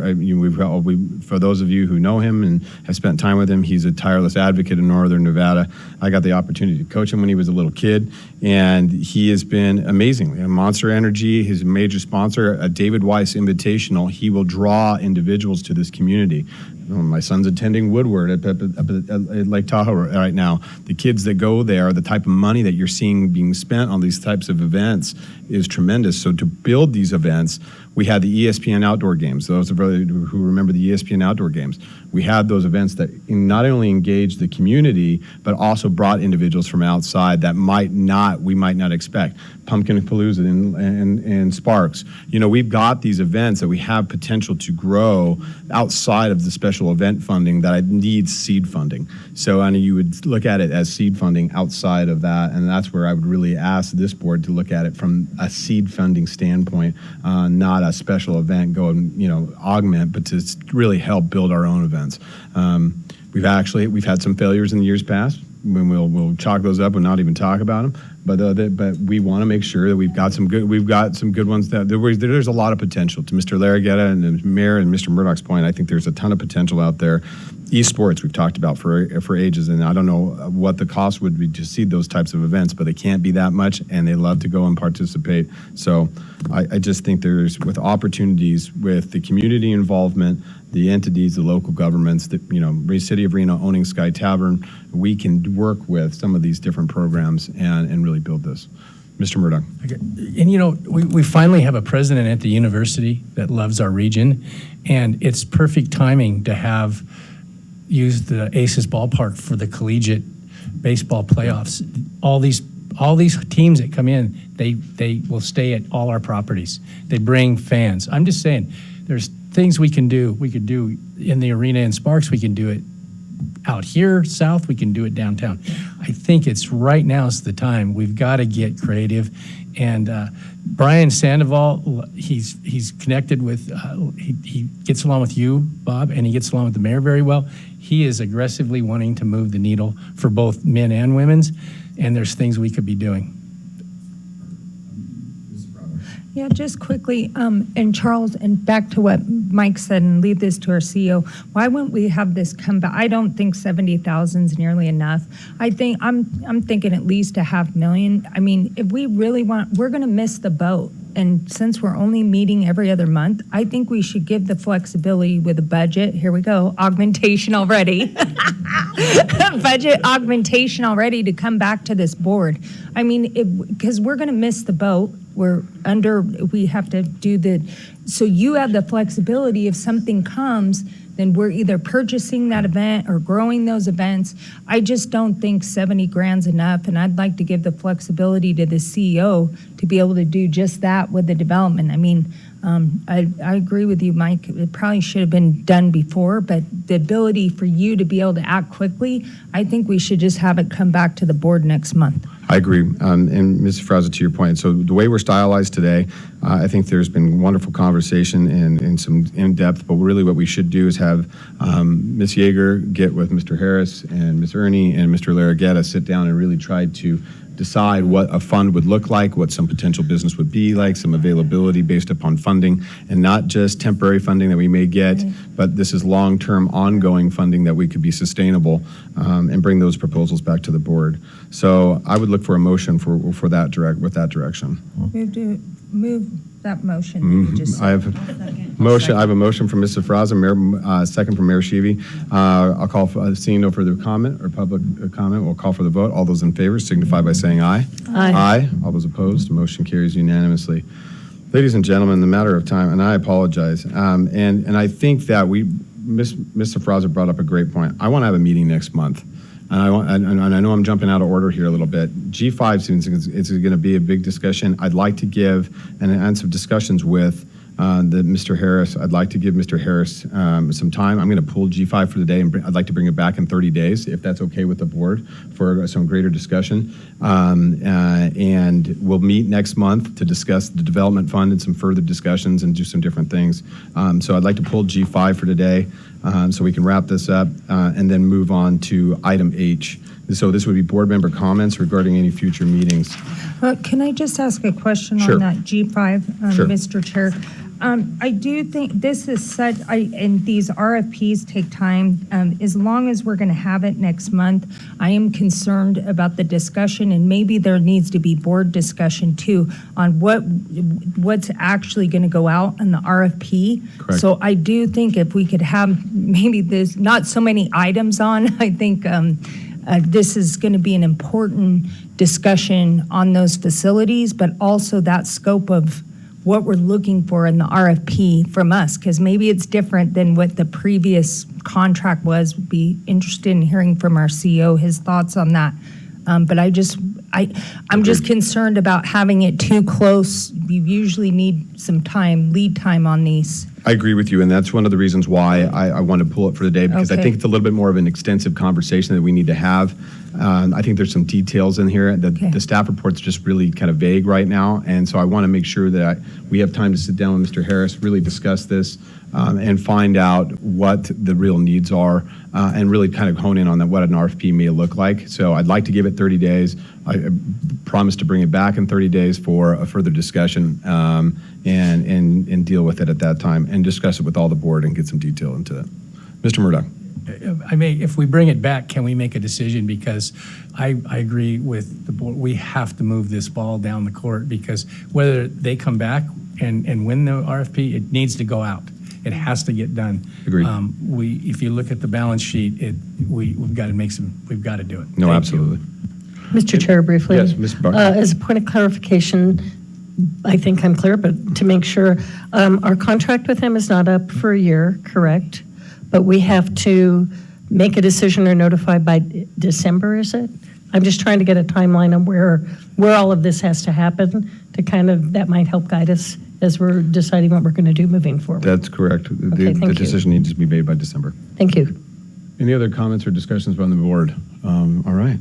Seeing none, the only comment I will make is say thank you to everybody who came today. It's nice to see all your smiling faces without masks. It's nice to interact with you in a matter. We will definitely change the board format here in the future. Do we have any public comment, Madam Clerk? No public comment All at right. this Seeing no time. further public comment, ladies and gentlemen, we are adjourned. Thank you very much for coming today. So Bob, are we going to have a meeting the same every fourth Thursday? Okay,